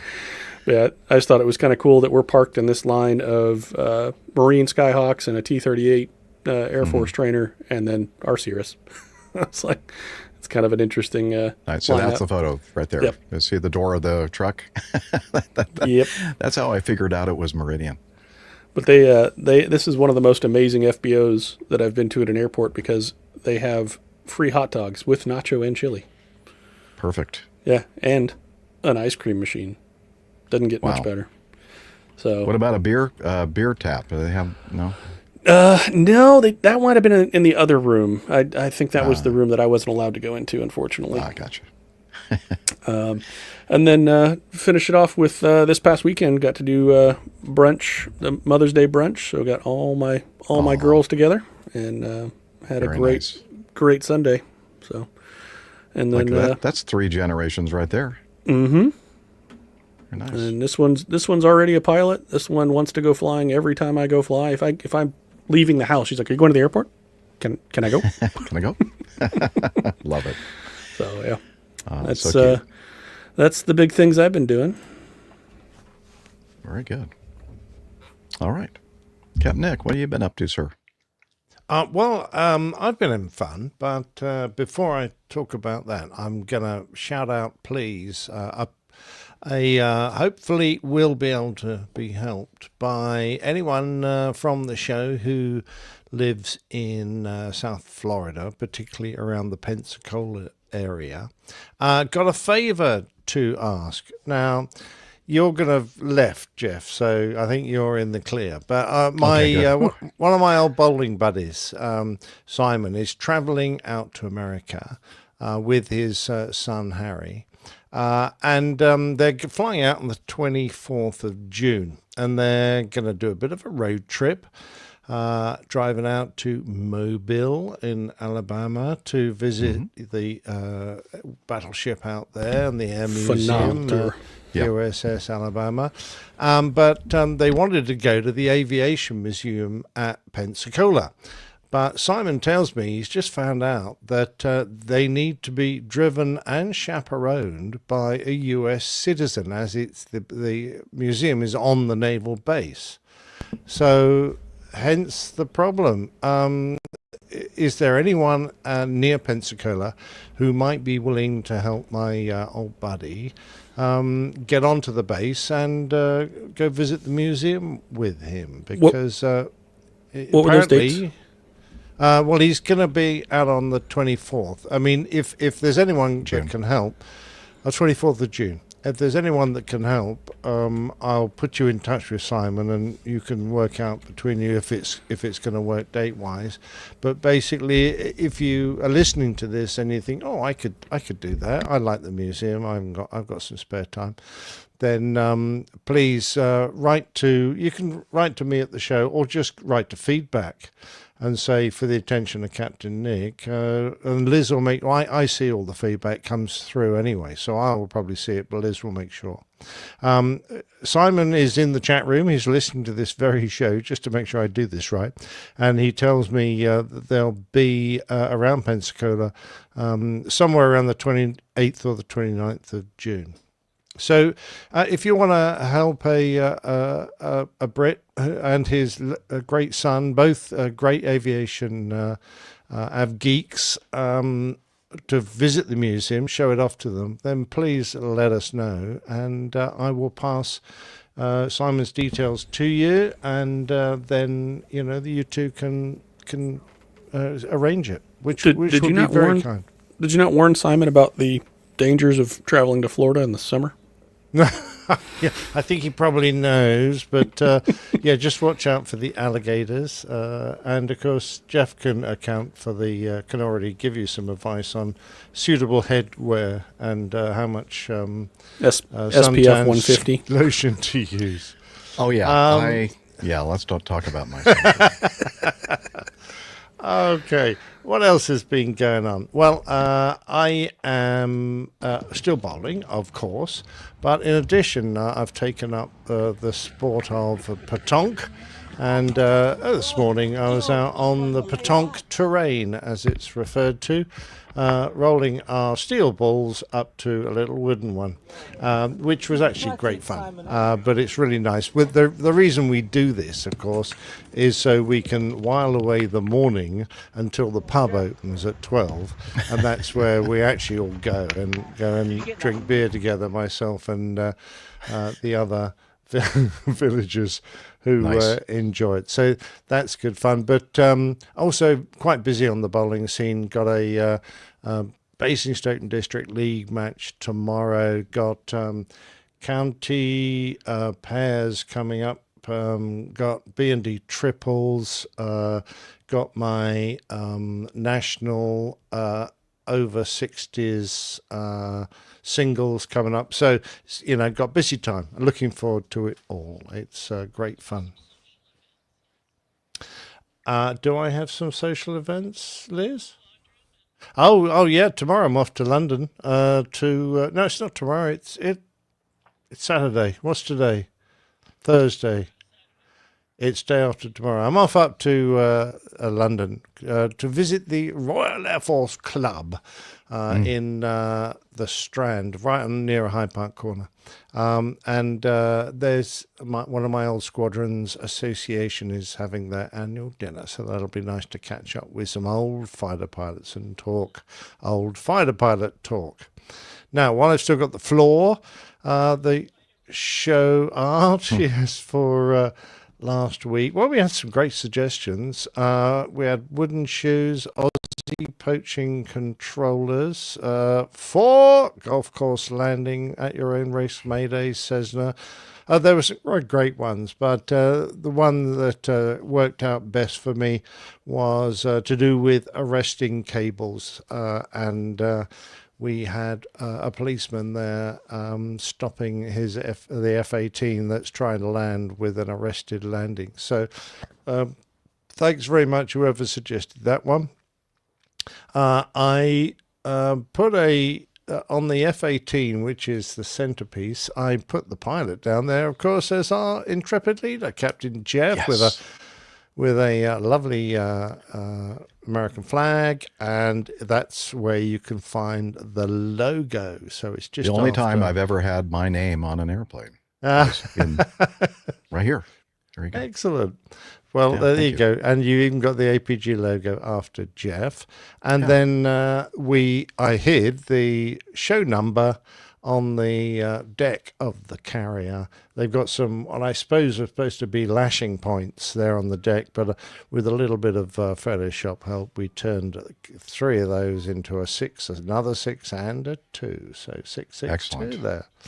And that was the She artwork for last week. And looking forward to any suitable suggestions for this week would be great. Very good. All right. Yeah, well, I'm as I mentioned in the last show, I was planning on heading down to Pensacola, Florida, on the Panhandle here, and the drive down was nice. A little bit of rain here and there, but mostly good weather. And then since I've been here, it's been very sunny. My first day, Tuesday morning, I decided to get out, do my walk that I was planning to do every day. One thing I forgot to do was apply sunscreen, and ended up, burning a lot of my skin. So I have not gone on the beach walks since since that point on Tuesday morning. But I'm still enjoying being at the beach and feeling the nice ocean breezes and eating great seafood and all that jazz. Now, when I was on my walk getting burnt to a crisp, apparently a email was dispatched to several of the hosts of the show from CNN, wondering if any of us might be able to join early in the morning on Wednesday morning. The host, Erica Hill, I think, and then it turns out another gentleman, a retired controller, to talk about this meeting with the airlines and the transportation secretary in Washington D.C. and what we thought about the situation at Newark and et cetera. And I told them, well, you should probably have an FAA person or an air traffic controller, to interview, because I said I could give you my perspective as a pilot, but anyway, they decided to have me come on anyway, and I think just eye candy really is why they wanted me. Yeah, just kidding. So very early. So it was the I think it was 6:30 segment, which was, I was at 5:30. So I was on somewhere between 5 and 5:15 my time here in Pensacola, to talk with the technical director and all that kind of stuff, and get all the video and audio sorted. And that's why I look like I should be sleeping, because I should have been sleeping. And I think I didn't mention that the night before was tequila night at Flounder's restaurant, seafood restaurant. And it was. I gotta say, Jeff, Erica doesn't look terribly impressed with what you're saying. No, she has a very see that look on her face right there, though. AJ, is a look that I usually see when I see women looking at me. Oh, so it's normal. Okay. Yeah, that's just normal. I don't. Yeah, it's not unusual at all for me to see that. Anyway, so they spelled my name correctly, and they actually referred to me as a retired Delta Airlines captain.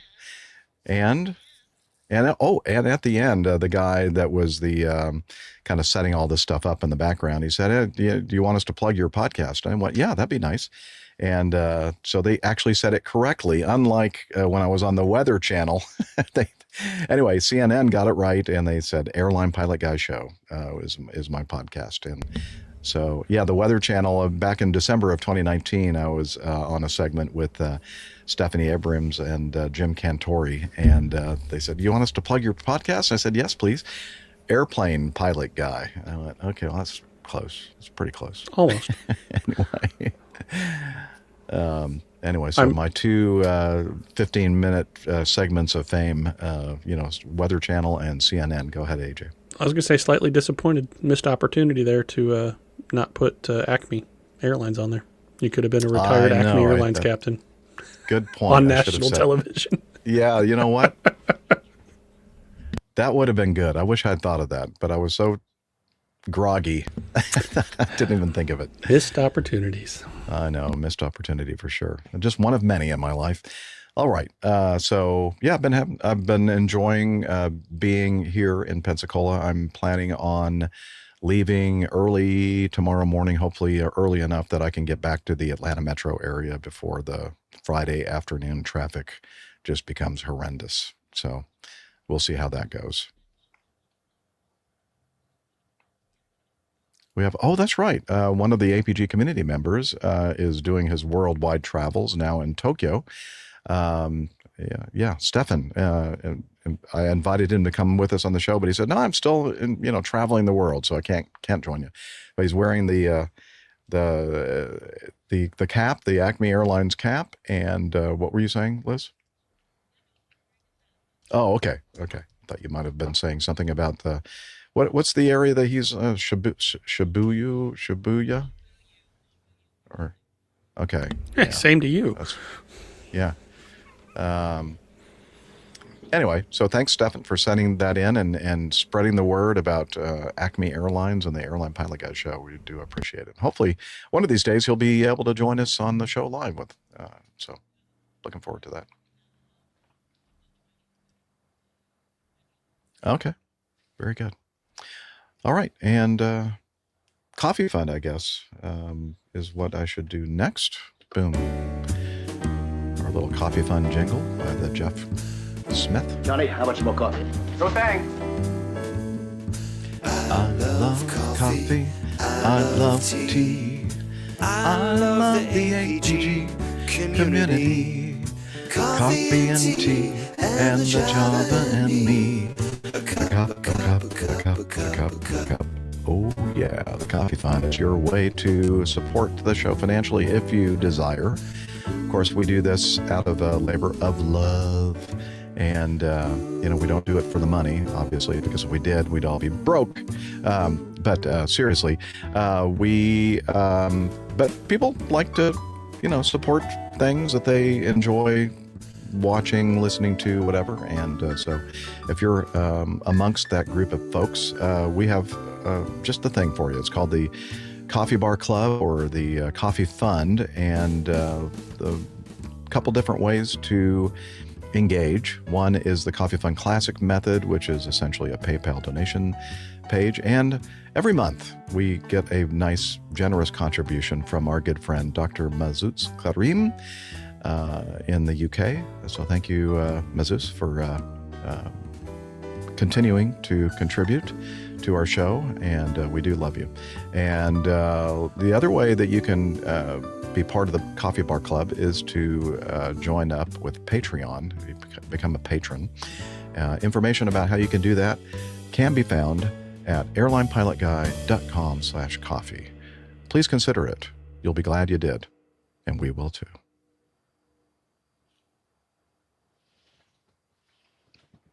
There we go. All right. Okay. Lovely.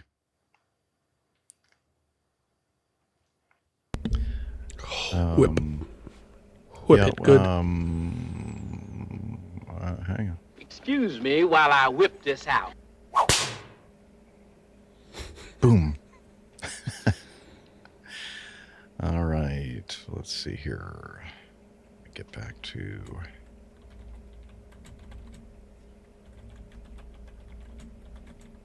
Okay. Well, we can always move on. Okay. Okay. Let's wait a few minutes, and let me. Do you have the Jeopardy music queued up? I see him. He's there. Hello. Hello. Hello. Sorry about that.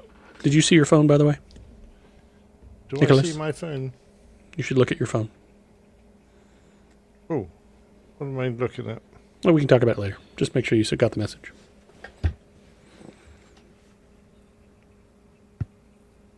Oh, excellent. Okay, great. Okay. Shocking that I know a guy. Know a guy. Yeah, cool. Simon, you might be all right, mate. Okay, let's do some feedback.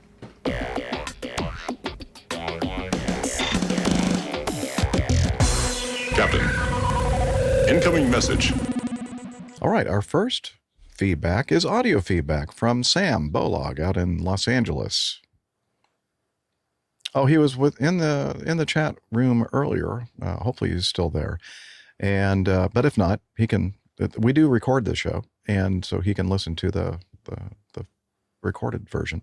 But we're going to go ahead and just hit the play button and see what Sam has to say. Hello, crew. This is Sam Bolog from Los Angeles. My first voice feedback, so bear with me. I would like to get to know your thoughts and opinions on deregulation. It seems as though Captains Nick and Jeff started their careers roughly the same time it was implemented. I'm also curious as to the effects on the business end of the industry that you may have noticed. Is it a touchy subject?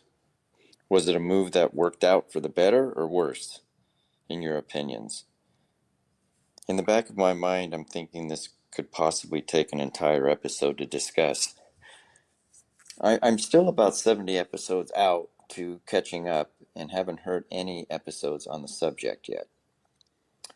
I do remember as a child the family taking a red eye to Pittsburgh to visit our grandparents. This was in the late 60s, so I was probably about 7 years old.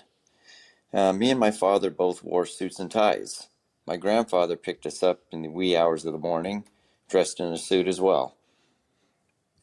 I'm aware that the glamour of flying started to come to an end at the onset of deregulation. Looking back on that trip, I do remember keeping the hot towel with the United logo on it that they passed out during the flight. I must have showered with that thing for I don't know how many years. I don't even know what came of it. It's just vanished one day. I'm sure my mother had something to do with the disappearance of the withered old rag. Anyway, I look forward to your response and have a good day. My response, Sam, is that your mother did the right thing by throwing away the withered United towel. I think it just dissolved. Or that's possible, like men's underwear. Over time, it just vanishes completely into thin air. Yeah. Anyway, well, so you're right. We could definitely spend an entire show talking about and just make boring everybody to pieces about the Airline Deregulation Act. Let's see, or law. Yeah, Airline Deregulation. What was it called? It was in 1978. Congress passed a law allowing the airlines to set their own fares and routes. He was alluding that Captain Nick and I were flying at the time, but well, Nick probably was, but not for the airlines. And I was still in college when this act was passed. And so the idea was that the regulation by the government was pretty high level regulation. And a lot of people were thinking, well, if we deregulated the entire thing, then, maybe that's going to make for a much better system. And so back in those days, as Sam alludes to, the fact that when you went fly, not everybody could go fly because it was expensive. And when you did go fly, you dressed up just like, in your nice, like people used to do when they went to church, nice church clothes.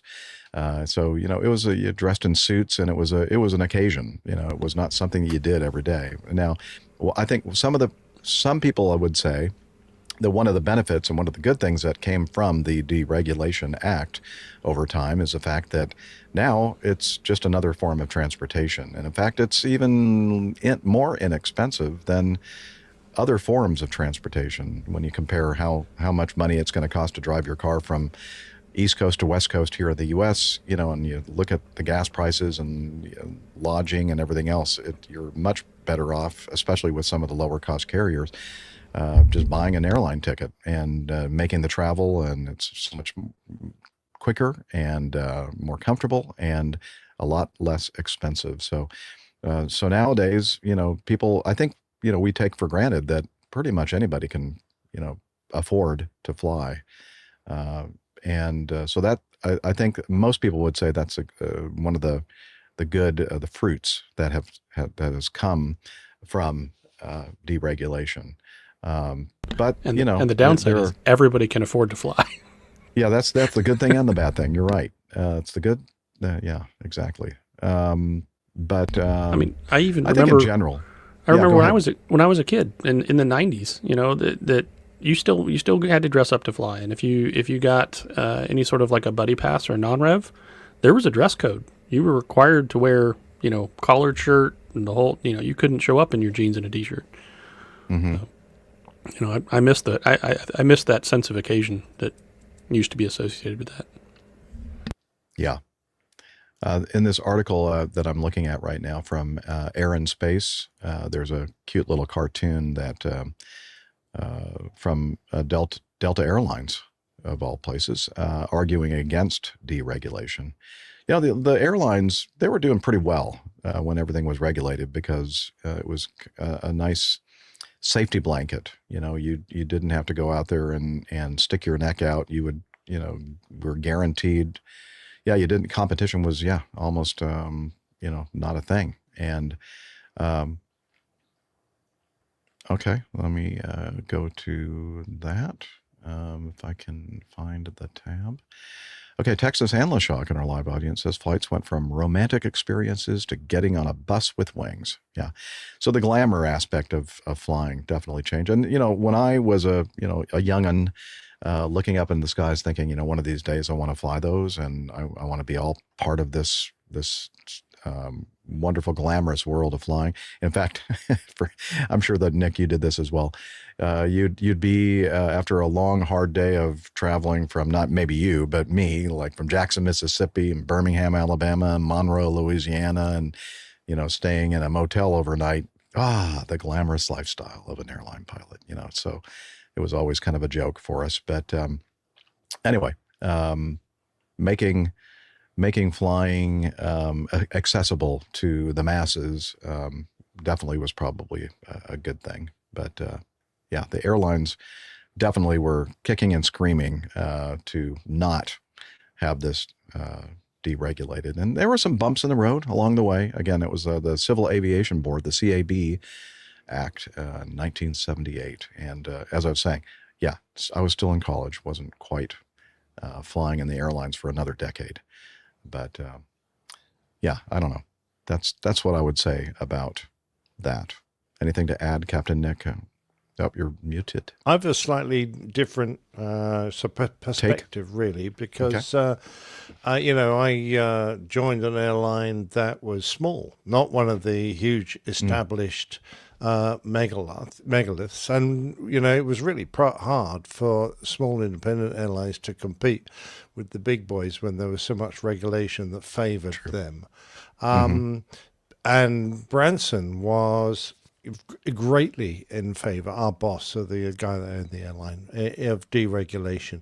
And more importantly, he wanted the freedom to fly into any American city. And deregulation came first, and then it was the sort of international freedoms, that would allow us to go to more than a few cherry-picked routes that were, sort of given to us because British Airways, our big competitor, didn't want them. And when America started becoming open up to us, of course, it was a great boon. We could start competing to almost any airfield that... Who opened the door to those Brits?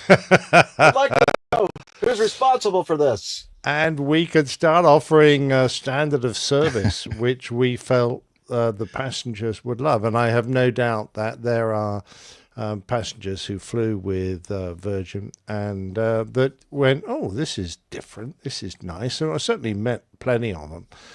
In fact, I remember when we eventually linked up with Delta, we used to end up with Delta cabin crew on our aircraft to be there as a presence for Delta, since we were carrying so many Delta passengers. They used to love it. I think it was just because it was different. I don't think we were really any special, but they just got to fly in a different... We used to let them on the flight deck. We used to talk to them and be nice to them, and they said, oh, it's not like being with Delta. That's not true. What a jerk that guy your is. name came up all the time, Jeff. Yeah, exactly. No, so from our perspective, from Virgin's perspective, it was a great thing when the skies opened up. We didn't really benefit from it hugely because we were flying from Heathrow, which already was at capacity. So we couldn't really open up lots of routes because we didn't have the takeoff and landing slots at Heathrow. That always held us back. But it was super, and it was also great to see a lot of the American airlines coming across to our airports. Get to offer the passengers a different experience and a competitive airline.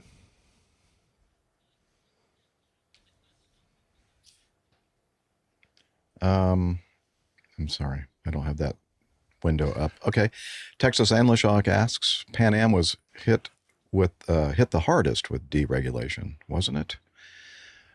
Well, I don't know. I mean, perhaps it was one of the ones that was hit hardest. I mean, you could have a good point there. I think Pan Am's issues, were a lot deeper than that. They had an extensive international network and a very weak or almost non-existent domestic route system. And that's why they ended up buying National and a couple of others to kind of fill that in. But yeah, I think that they were hard hit along with TWA as well. Yeah, but I'm no expert on the Deregulation Act or cabotage. I guess I think cabotage is the like going from Heathrow to New York and then originating a flight from New York to Atlanta or New York to LA or something like that. That was definitely forbidden. I think it still is, actually.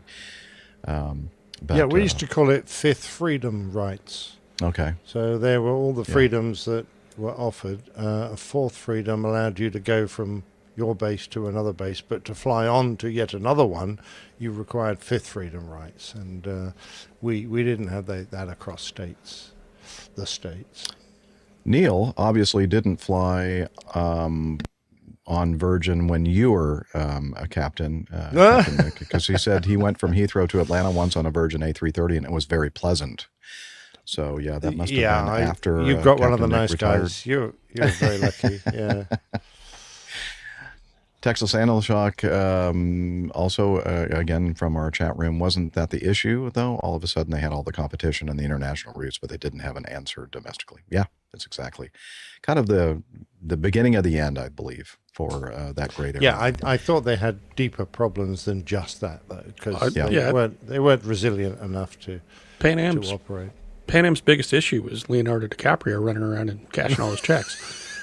Exactly. That was it. That's really what did him in, honestly. That was the end. That was as Captain Nick alluded to. It was a boon for several low cost carriers that didn't have all the the financial backing and guarantees of regulation that the big boys had, the majors. And for several companies out there, they were so used to that kind of system that maybe they just didn't take it seriously enough when the writing was on the wall that this was going to happen and you need to change the way you do business. Otherwise, you're going to go under. There's no longer going to be a Pan Am or a TWA or any of these big airlines unless you adapt to a different way of doing business. And most of them were, or not most, but many of them were just too set in their ways, and they couldn't change quickly enough, and they went under. Well, I'd seen the movie 2001 Space Odyssey, and I had seen the spaceship flying up to the space station that was around Earth, and it was a Pan Am spaceship. So I fondly imagined Pan Am was going to be around forever. Mm-hmm. And it came as a huge shock, I think, to many people that this fantastically glamorous and capable airline had floundered so badly. It was amazing. That's when you work for an airline, you have to hope that the people that are in charge, the upper management, mid-management, they know what the heck they're doing, and are able to adapt to the what changes in the industry. And, if not, then sadly, you're going to be in for a bad ride. And I was lucky that I ended up getting with a carrier that was able to adapt. The initial part of my career, they just kind of, they weren't making, no, I don't even want to say it. I still hold them fondly, but toward the end of my career, my former airline did, they were like leading the way with a lot of, trend-setting ideas and really being a very, very successful company.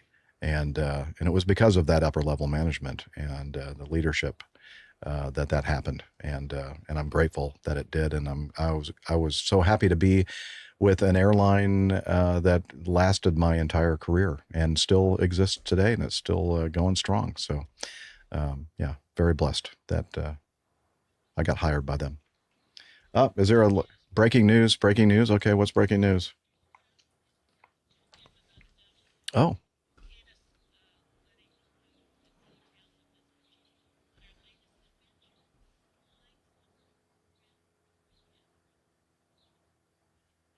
Oh.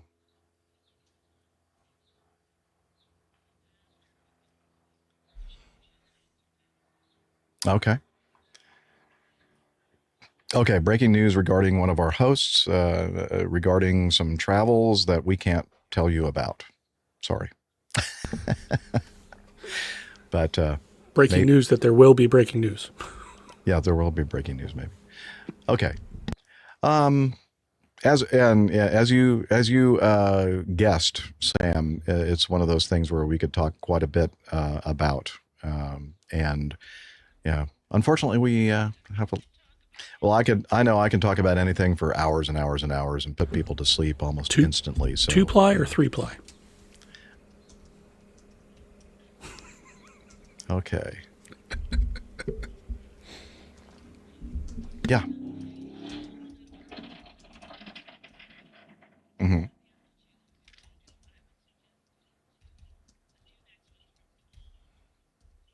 Okay, yeah.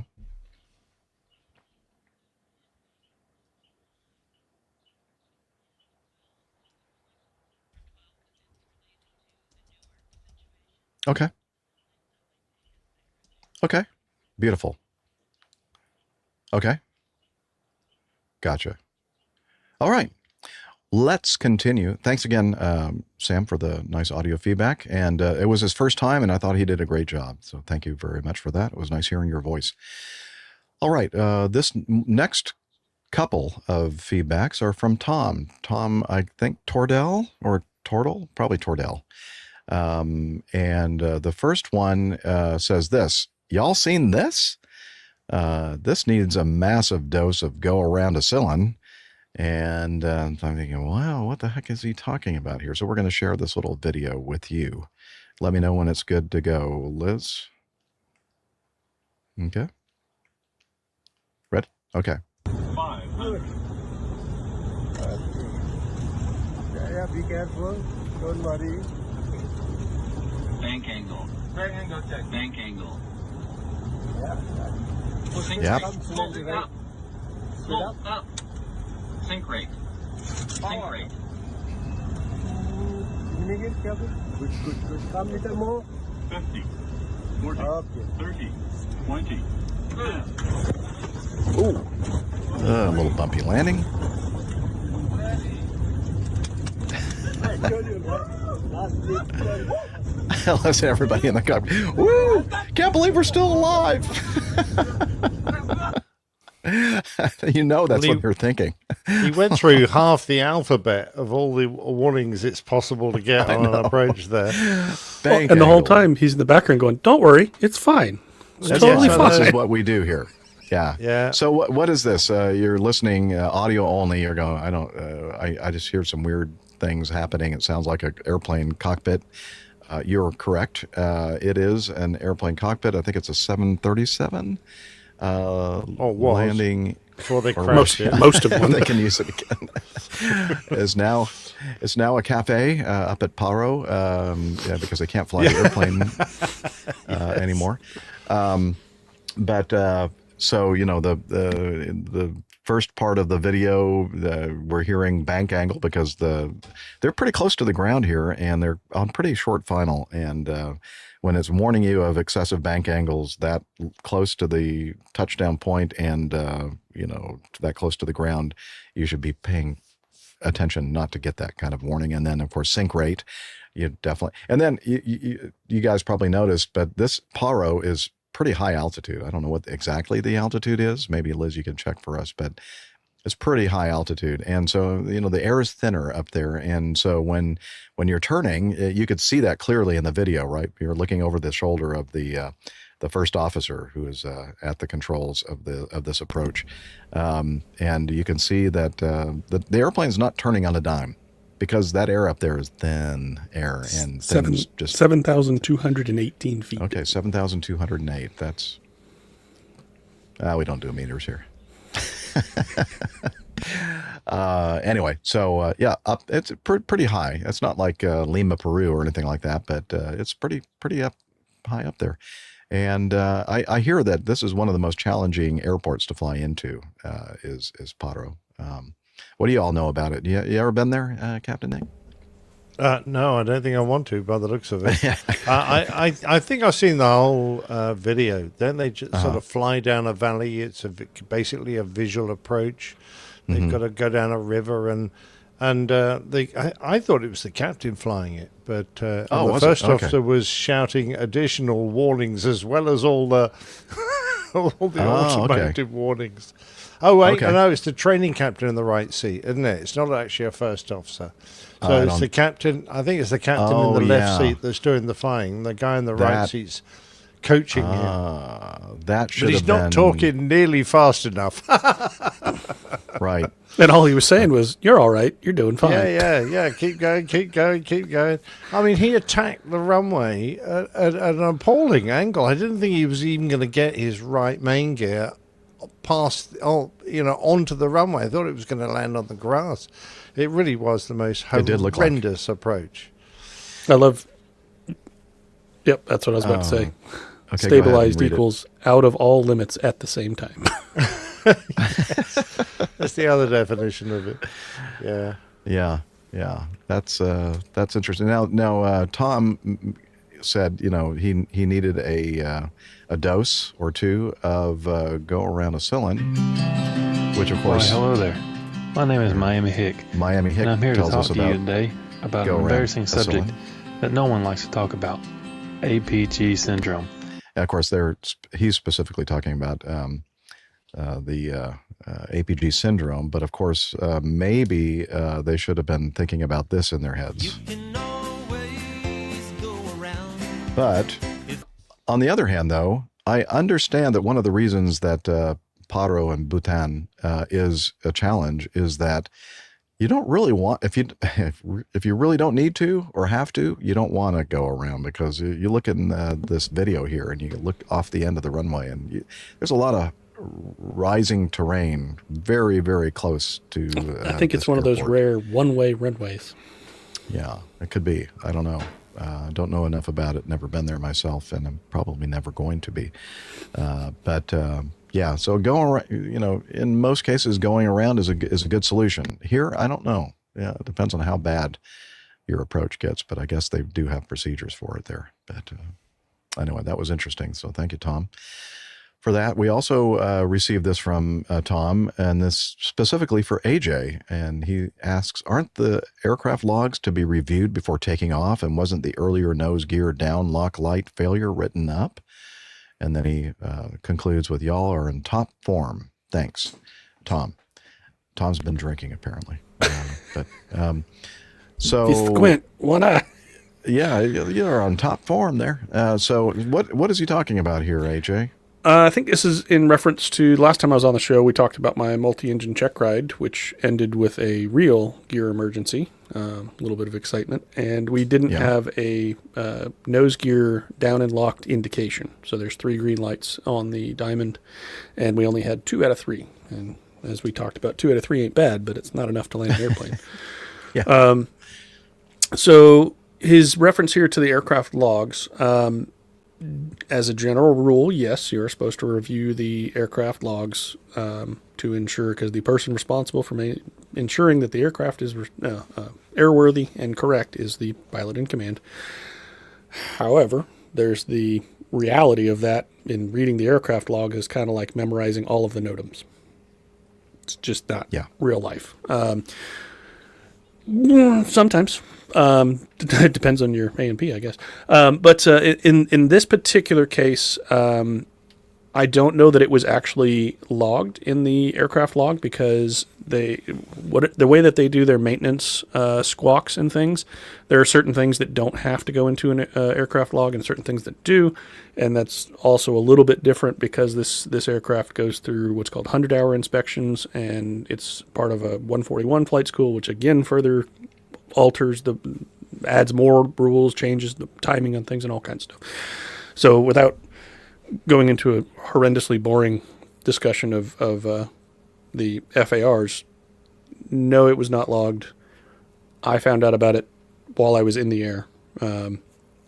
We did review the logs before that flight, actually, and it was not in there. So, and just because something is or is not in the log doesn't necessarily mean that you're not going to have a problem with something in the future. Everything could be all nice and, signed off and everything, and you still have an issue with it. But it's kind of nice to know that something was recently worked on, and, just in the back of your mind. Right? One of the things I've changed with our flying club here in Atlanta is previously the maintenance officer would remove the last couple of pages. He'd always keep a fresh page, and that was the only thing in the logbook in the airplane, which is so just you couldn't really review the history. Right. And I said, man, it'd be really nice to find out what the last 4 or 5 things that people had problems with were. Can we leave just at least that last page, which is like 12 blocks, And so that procedure has been changed. So now that's the first thing I always do because I don't know who's flown this airplane since the last time I was in it. I like to look and say, hey, what's been happening? And if there's a consistent thing, it gives you some clues, or if you have an issue, you may have, like you said, some clues of what this could possibly be associated with. Knowledge is power, or most of the time it is. Yeah. We need the more you know rainbow. Yeah, the more you know. Okay, very good. So thank you, Tom, for the feedback. We're going to move now to 9 from Henry. I'm not going to try to pronounce Henry's last name. Oh, you I can think do this it. is Sir. You can do it. She's Larschik or something like that. I think it's easier just to say, I think this is Sir Henry, or Henry from Berlin, who I'm not sure if he's still with us in our live audience. He might be. Oh, that's right. He had to leave. Yeah, he was here for a little bit. Anyway, hello, APG crew. Hope everyone is doing well. I have a question about the use of afterburners during takeoff. As I understand it, 99.9% of the aircraft around the world are not equipped with afterburners, or as they like to call it in Britain, reheat. Fully loaded, they happily take off and cruise around the globe. Even the A340-300 eventually makes it off the ground. Cheeky rat. Though some say that's only because the Earth bends away from underneath it. But that's another story. Don't be so defensive, Nick. We know that the 300 was not your favorite model of the 340. It was the 600 that was the one that was nice, it wasn't my favorite, but it wasn't that bad. Yeah, okay. So Henry continues, when watching videos on YouTube, I've noticed that whenever an aircraft does have afterburners, they're used for takeoff or during the takeoff. And we're not talking about massive B-1B Lancers here, but relatively small F-15s or even tiny F-16s. I find it interesting that a behemoth like the A380 can leave terra firma with standard engines, while a fighter jet, which is essentially just a rocket strapped to a seat, needs afterburners. As I see it, there are 3 possible explanations. 1, that's simply how the aircraft engine combination is designed to perform. Most obvious, but most boring explanation. Number 2, pilots with afterburners like to show the rest of the world their dingle-dangle. Okay. And then number 3, only the videos that feature afterburner takeoffs make it to YouTube because the others are just too boring. I think it's number 3, actually. He said, I'd love to hear your thoughts on this. Wishing you who put the extra number 4 in there? Was that you, Captain Nick? Was there another possible explanation? That wasn't me. Yeah, anyway, I'd love to hear your thoughts on this. Wishing you all the best, Henry from Berlin. Okay, Nick, since I have just a little bit of experience with airplanes equipped with afterburners, but you have much, much more extensive experience in afterburner reheat aircraft. So why do they use afterburners for takeoff? Well, it's funny that the military, it's one of the things I found very odd when I came to the civvy world, was that, well, you didn't have afterburner, that's taken, but we very rarely use full power. We always throttled the engines back. We flexed the engines because if you had a nice long runway, the theory was that you would only use enough power to get you safely airborne.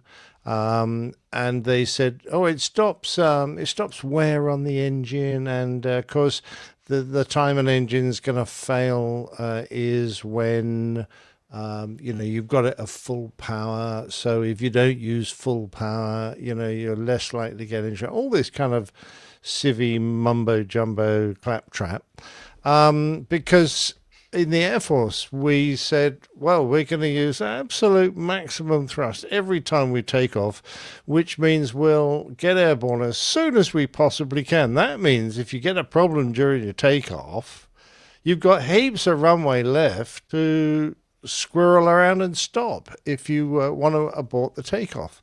So we never got airborne in dry power, apart from the fact that, military jet engines are built kind of different. They're not the big fans you get on civil airliners. They're more pure jets.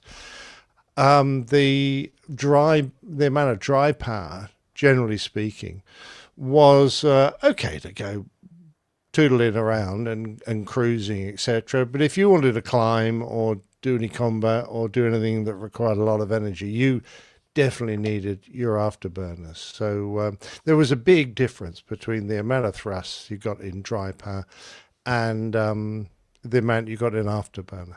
And I think the lightweight, the Phantom, could probably have got off okay in dry power, but no one ever wanted to try it out to see. So that's kind of the main reason. We liked messing about with afterburners, and you think about things like formation takeoffs. The leader never used full power on a formation takeoff because his wingman, if they drop back a bit, he would need full power to catch up, and if the leader was already at full power, he would never catch up, and that was always a difficult situation. So the leader never had full power set, and if you're only going to use that in dry power, that's you're giving yourself even less. And we didn't like doing all those funny calculations as well. Performance figures, they were for truckies, they were for all the bomber pilots. We just went max thrust, off we go, boom. Thank you very much, sir.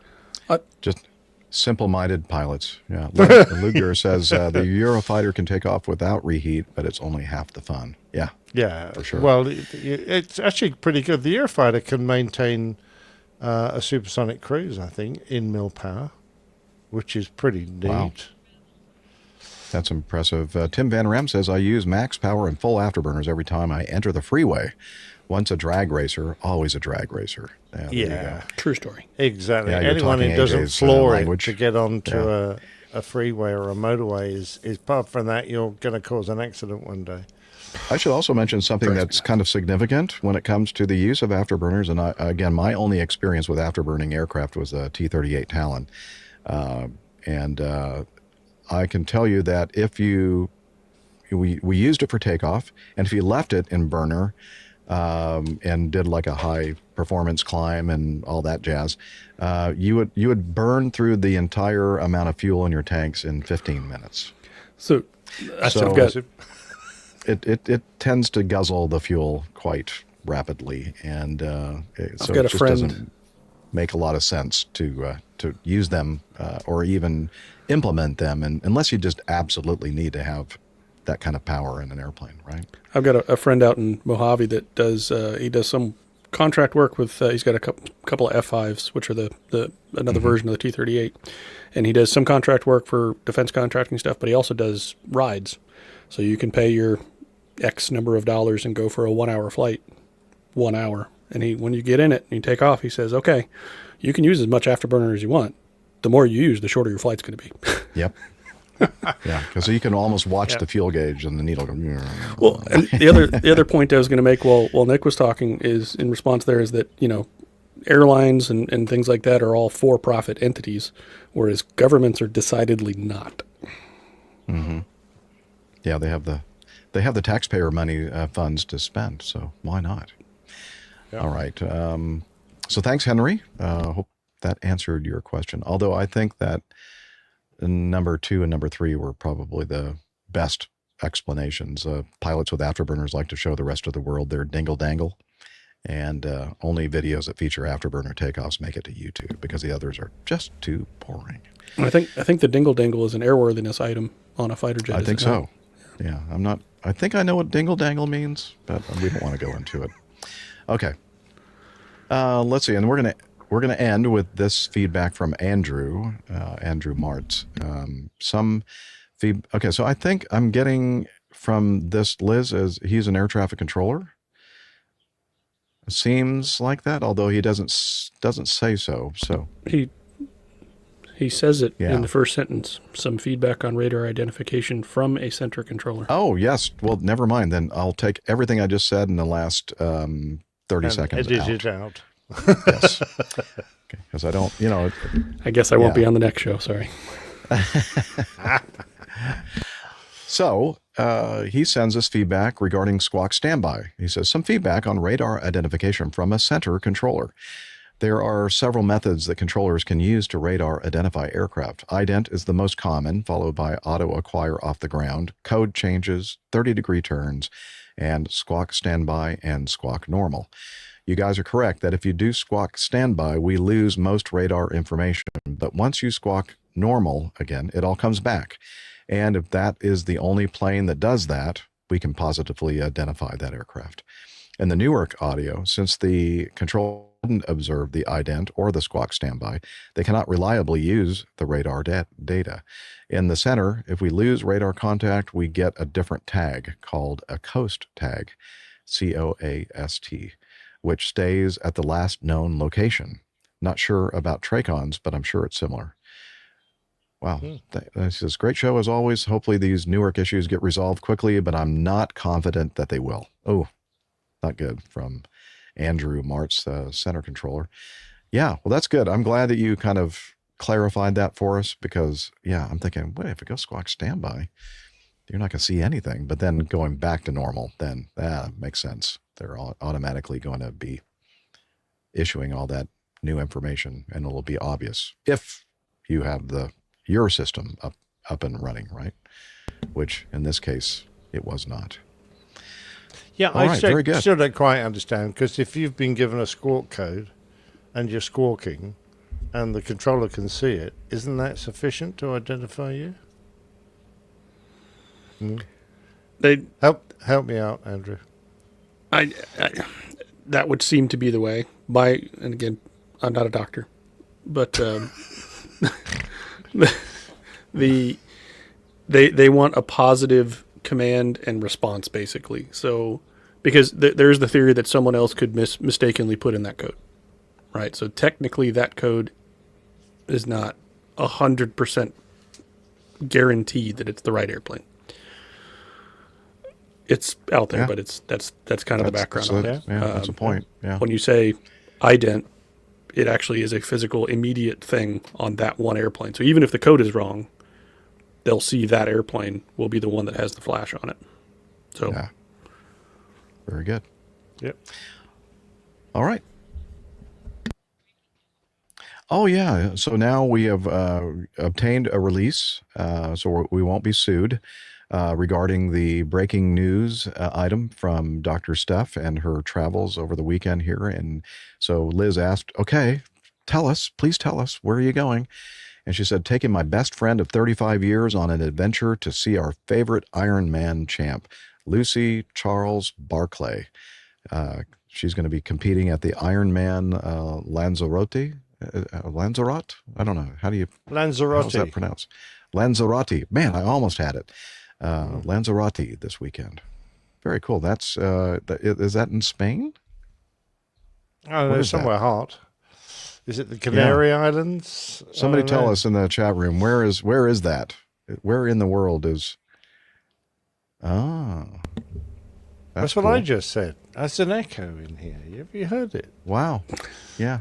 She's just listening to what you're saying and repeating it and making herself sound great. One of the Canary There we Islands. go. Okay, thank you, Ludger. All right. Oh, and Sam was still with us. He thanks us for our responses on his audio feedback. Awesome. Oh, it's good feedback. All right. Yeah. All right, let's wrap it up. And, of course, we always refer you to our website, airlinepilotguy.com, where you'll find all kinds of fun stuff there. We are also on social media, and I'll let you two guys fight it out. Who wants to do the social media AJ does. sites? Okay. Apparently I do. Go ahead. Yes, go ahead, AJ. All right. If you are a Facebook person, or as Captain Nick likes to call it, facepalm, facebook.com/airlinepilotguy. If you're on X, formerly known as Twitter, at APG Crew. Instagram is instagram.com/APG Crew. So basically just drop the @ symbol. And youtube.com/airlinepilotguy, which did that need to be correct, or is that the new correct one? That works. That works. So, Perfect. And it's simpler than what I had there before. So, yeah. All right. Very good. And you have a traveling companion? I do. He's always with me, taking up space in my bathroom shower. Hello? Can you tell us about Slack? Okay, but I'm dripping wet. I know. Just put a towel around yourself, please, for several reasons. One of which is water dripping all over the place, and the other is because I just don't want to see that. Can you tell us about Slack? Yeah, the APG dingle listeners, dangle. please join us on our Slack team. Slack is a communication, coordination, and sharing platform that works on your mobile, laptop, or browser. On Slack, we share news and ideas, we suggest episode and plain tales topics, we plan events and meetups. To get into the Slack team, please email me at slack@airlinepilotguy.com. That's SLACK, Sierra Lima Alpha Charlie Kilo at airlinepilotguy.com, or send me a tweet with your preferred email address to @Hillel, and I'll send you an invitation. That's Hillel, spelled Hotel India 11 Echo 1, and see you in Slack. All right. Thanks a lot, Hillel. Jeff, which What? washcloth is mine? I really wish you would stop moving them. Sorry. All right. We do thank Hillel for all the work that he does managing Slack, and the information about how you can join is there as well. So we'd also Speaking of like slackers, here she is. Speaking of slackers, she's now with us on the big video screen. Is our producer Liz Piper, who does all, I'd say 90% of the, well, maybe not 90%, but most of the work here. Especially behind the scenes. And actually, when we're doing the show live, I know you don't hear her when you're watching the video, but she's there giving us all kinds of helpful information. Not always correct. You call that helpful? Yeah, not really. Okay, well, I'm being generous. I'm being very generous. It's usually pithy, snarky things that she's saying to Yeah, us. that's more like it. And thank you to those who take the time to be with us while we record live in our live audience, our live chat room. And you should follow us on the social media to let us know, because that's one of those many things that Liz does. She puts out notifications when we are going to be recording the show live, and I think you'd really enjoy hanging out with this group of folks, these misfits that are in the live chat room. No, just kidding. The most reliable place for people to check is the APG calendar. I get it The on there APG calendar early, is like the most reliable place, according to our producer there. So, oh, that's right. You're here with us, so yeah. I don't have to repeat what you just said. No, you don't. Sorry. There's that echo again. Yeah, that echo. Anywho, so happy to be with my friends and having you all listen to us banter on about this and that and aviation and other things. And we hope to see you again on our next episode. But in the meantime, we're going to wish you clear skies, unlimited visibility, and tailwinds. Take care. God bless. Bye-bye, everybody. See ya. See you next time. Yay. Okay. Here's to a Wait, bloody did I do it right? Did I do it right? Yeah, You did? That was perfect. I think so. Good job. First All time right, for everything. So, Nick, we have from Neil in the chat room, after burning Dingle Dangle. Yeah, wrote that down. Got that? Okay. I've got two Ouch. captains equal trouble. Oh, Because we're right. talking about two captains. It's true.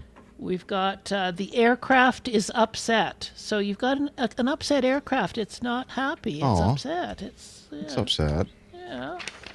An Viking- unhappy, like a nose cone with an unhappy face. Exactly. Aircraft upset. This is referring to Captain Nick, I think, Viking captain. So he's like he's wearing those thing with the two horns on his head while it's hard to put your headphones on with those things on, but and my one was sharing your dingle dangles, so I don't know. Showing your dingle dangles, showing your Or sharing. Or both. sharing. I put Tim's on up on the screen. I like that one too. That's a good one. I was taken by Cathay Pacific strapline. Their current strapline, their new strapline, is Move Beyond. Oh. And I was thinking, like, after their affair with this glass of wine, they're going, Move Beyond. I think we need a special commentary from Captain Nigel on that whole situation myself. Yeah, I'm sure he's got appropriate things. Maybe it should to be say. serve beyond, like serve more wine. Anyway, can you work with some of those there, Nick? Oh yeah, I'll find something. Don't worry. All right. I Thanks, gotta turn my air everybody. conditioning back on. It's like a Yes, sauna in here. go do it. Sauna. 87. Thank you, everybody. We'll see you next time. Yeah, Yes, lovely. thanks. Thanks, Cheers, everybody. Simon, if you're still there. Yep, he's still here. He said I'll thanks. be in touch with Yep. some hopefully good news. All right. Bye-bye. Bye. Bye-bye. Bye. Bye. Bye.